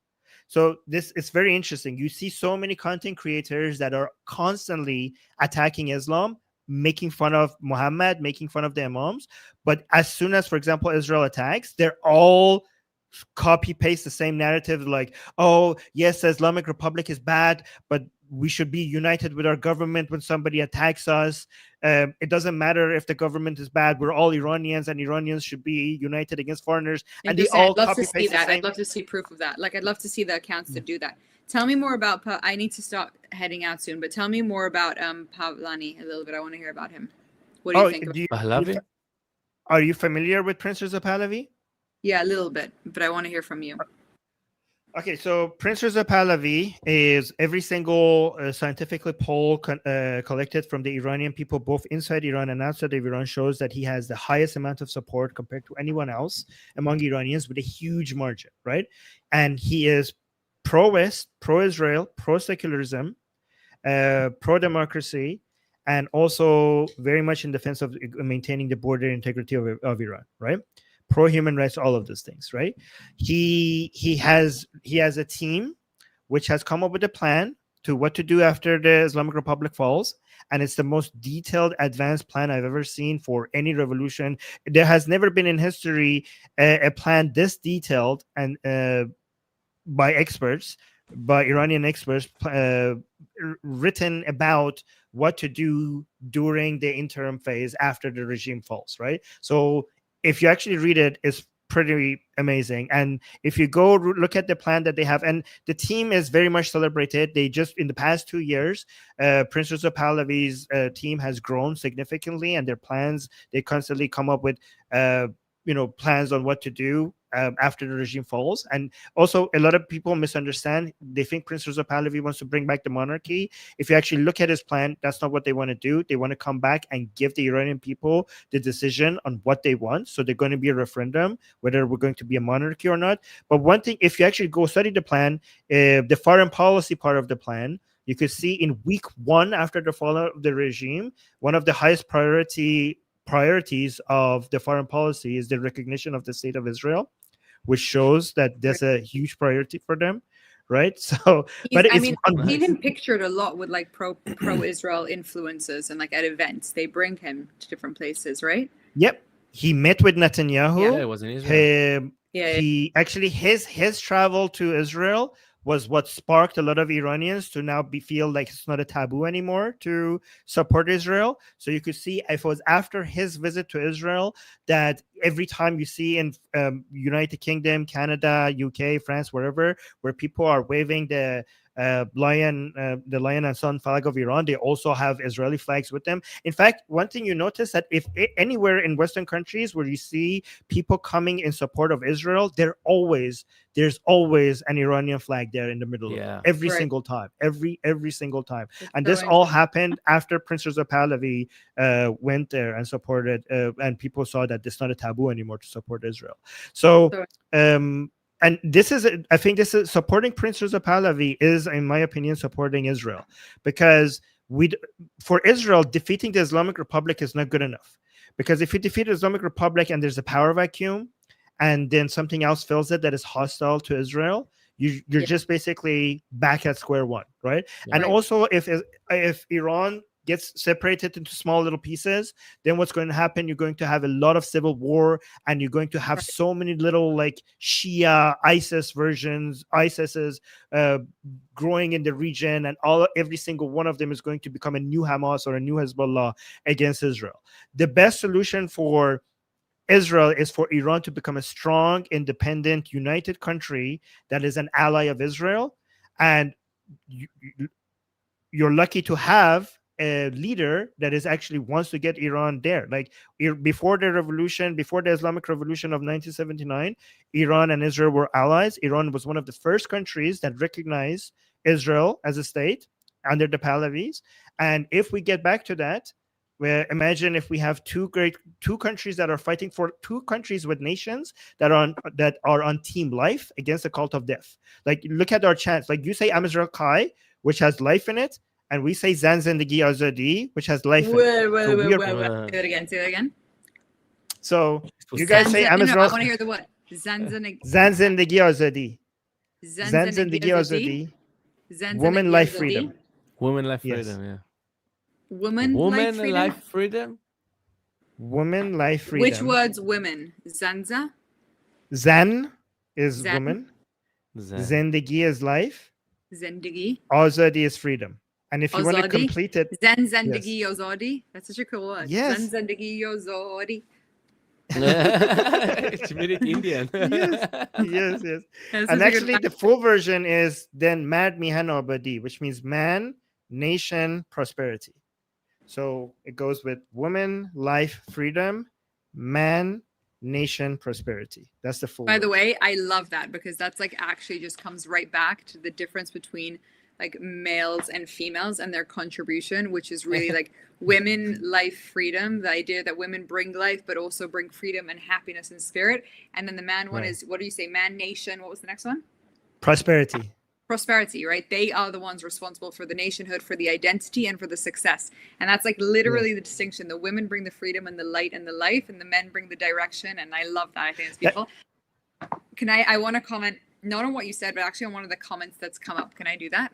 Or do you want to Yes, of course. finish your thing? Because what you're saying is very No, just one last thing before you say that. In fact, in Persian, the words Zen and Zendegi are so similar because woman brings life. That's why Correct. Zen and Zendegi are so close. or peoples with wombs. People, person with womb. Birthing person. Birthing. Okay, Or there's this birthing. person on here called, I don't know whatever, I'm not going to say their name, but they just wrote, Meira knows we are honest, the honest ones, and the Zionists are lying about everything all the time. She's just a racist, don't believe her. I love these kind of comments because I think this is exactly the way that these pro-Palestinian, or I don't even know what this person believes. They could be a pro-Palestinian, they could be a Chinese bot for all I care. But they instead of being able to actually argue any of the things that I say or my opinions and the things that we believe, they'll just immediately call you something defamatory and make you feel emotional. You know, like these terrible people, like a Zionist, she's a racist, they're lying, don't believe her. It's so classic. It's honestly embarrassing and it's a little bit old at this point. It's gotten a little exhausting. But I think this is an important thing because I want to wrap this up. If we're talking about the anti-Israel propaganda, which is similar to the pro-radical Islamist propaganda, which is a war that Iran's fighting in its own way and experiencing, there's this kind of ridiculous new idea of like dual loyalty that we're seeing a lot in America. You're not allowed to have dual loyalty, right? If you're American and you support Israel, that means you have dual loyalty. It's almost seen as a curse. It's almost seen as like a defamatory statement. I think at the end of the day, the ability not just only for us to be nuanced, but the ability for us to say, we know our enemies, we see our enemies, we see the tactics that are being used against us, the way that they would try and call us names, and they can't hold a candle, but we're the ones who actually experience what terror feels and looks like. America experienced 9/11, but they've forgotten about it because they successfully voted in an Islamist who would probably have cheered on that day, right, to lead the city where everything happened. Very simply, the people who actually experienced it are the ones who, it's not a dual loyalty thing. It's the ones who actually have an understanding of what is going on and the significance and the importance and the contribution. When you're an Iranian Canadian, let's say, right, or an American Israeli, you're somebody that understands both cultures, that sees the benefits of both and the ways that both can contribute to each other. And so therefore you're the type of person who actually should be speaking out to Western society about what's going on in Iran, because you get both, you see the beauty of one, you understand the culture and the nuance. I think there's a real important emphasis that needs to be made by the people who are fighting not for Israel, because I genuinely don't think that any of this is really to do with Israel. It's against what it looks like to live under a radical Islamic mentality and society. We both know it. The Israelis and the Iranians understand this. We can have a million differences of opinions about God and about religion and about everything, social issues, etc. But at the end of the day, we're up against an enemy, and that enemy manifests itself for us in reality. For a lot of people, it manifests as fake bots online that just try and scare them, like this person, like, look, she's a racist, trying to create fear-mongering. But we experienced it, and therefore we have to be the mouthpiece of the people who haven't really experienced it and don't understand to take the threat seriously. Have you guys seen Game of Thrones? Of course. How could you not? Of course, yeah. So spoiler, if you've watched it, if you haven't watched it and you're planning on watching it, you know how there's the people at the end, the whole idea of Game of Thrones, you have all of these different people who hate each other that have to band together because an actual enemy comes. Yes. And it's the people at the beginning who the people who saw that, and I'm not trying not to give stuff away, right? But the people who saw and physically experienced the enemy, they have to figure out how to capture that enemy, bring it as proof that the enemy exists. They also ended up fighting them. They didn't get unite. They didn't unite eventually.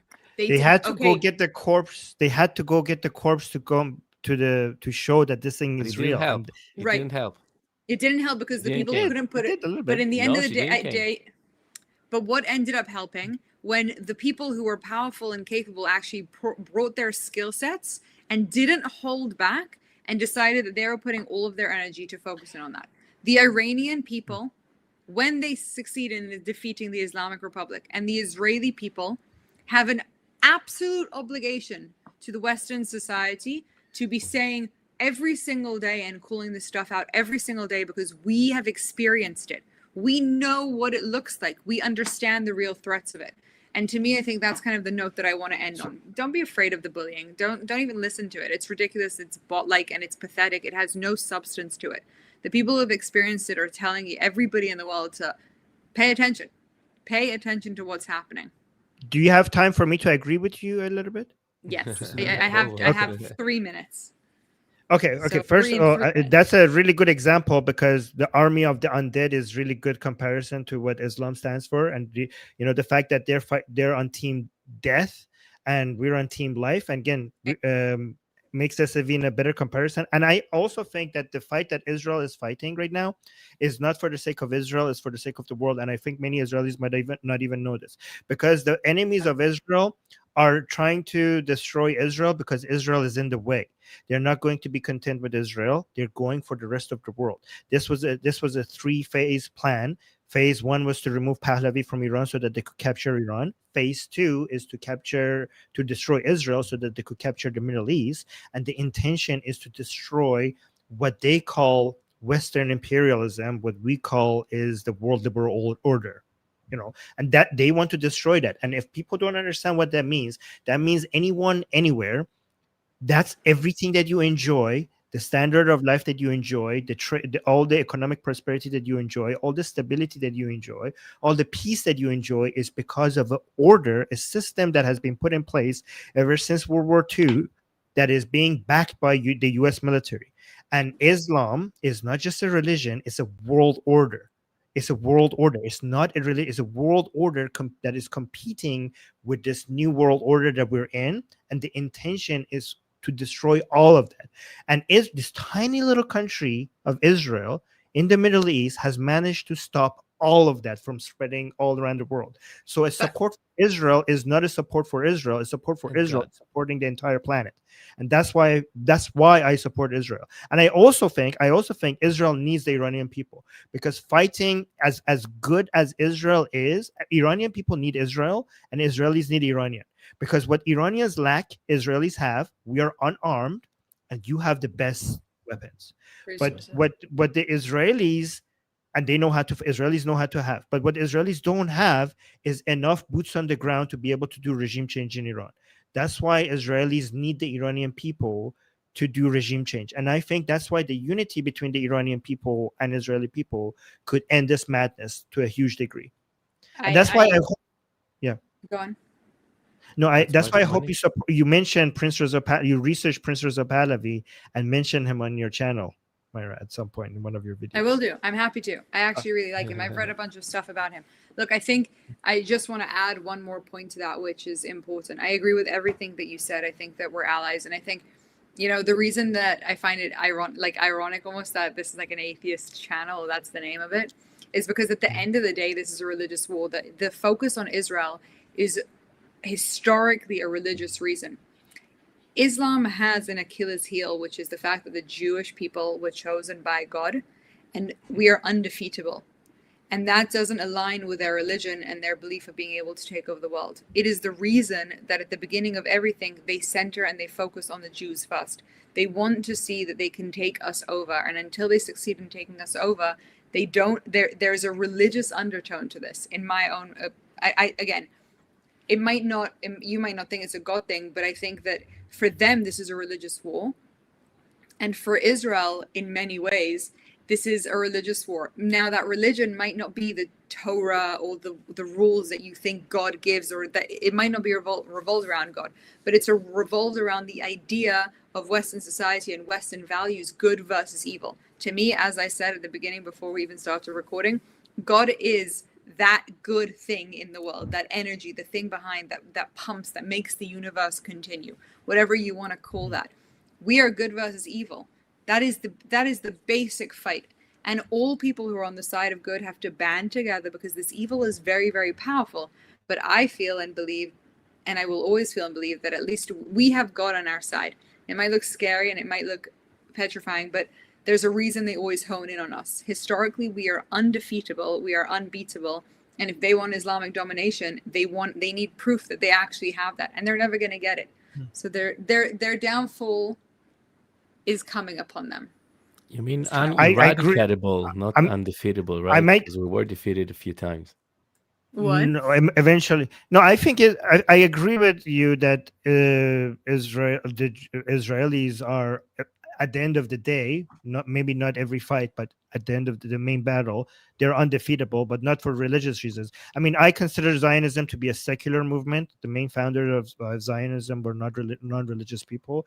I also consider Western values that made the world a better place were part of the Enlightenment movement, which was actually a movement away from religion. But let me actually point the agreements rather than the disagreements. I do think the people of the nation of Israel is undefeatable, but not because of, as an atheist, obviously I wouldn't say because they have God on their side. I think they just became so strong because the whole world was against them, and they just had to get so good at surviving for so many years.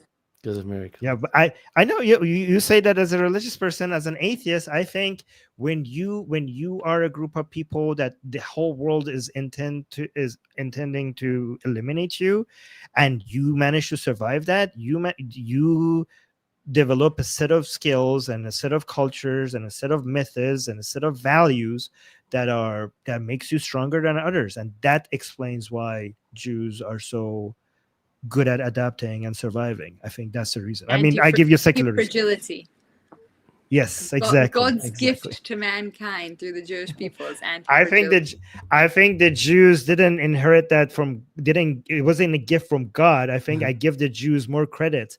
I think they managed to get that themselves through hard work, through years and of hard work, rather than a gift being handed down to them. It's a combination. Let's end on. Okay, I really need to go. All right. Okay. It was guys, great this was chatting with you. Yeah. Yes, thank you. And guys, please go and subscribe to again, do yourself a favor, because you're not doing her any favor. She's already growing really fast. But do yourself a favor and go subscribe to our channel. The link is in the chat and also in the description. I'm not going to hold you anymore. I know you have to go. And I just thank you so much. I really appreciate you being here. Thank you, guys. Thank you, Ray, for chasing me. I appreciate it. Oh, can you say can you say Javid Shah? I say Am Israel Chai. Can you say Javid Shah? You have to remind me how to say it. Javid Shah. Javid Shah. Javid Shah. Am Israel Chai. Javid Shah. Javid Shah. Javid Shah. All right. Bye, guys. All right. Let's end this.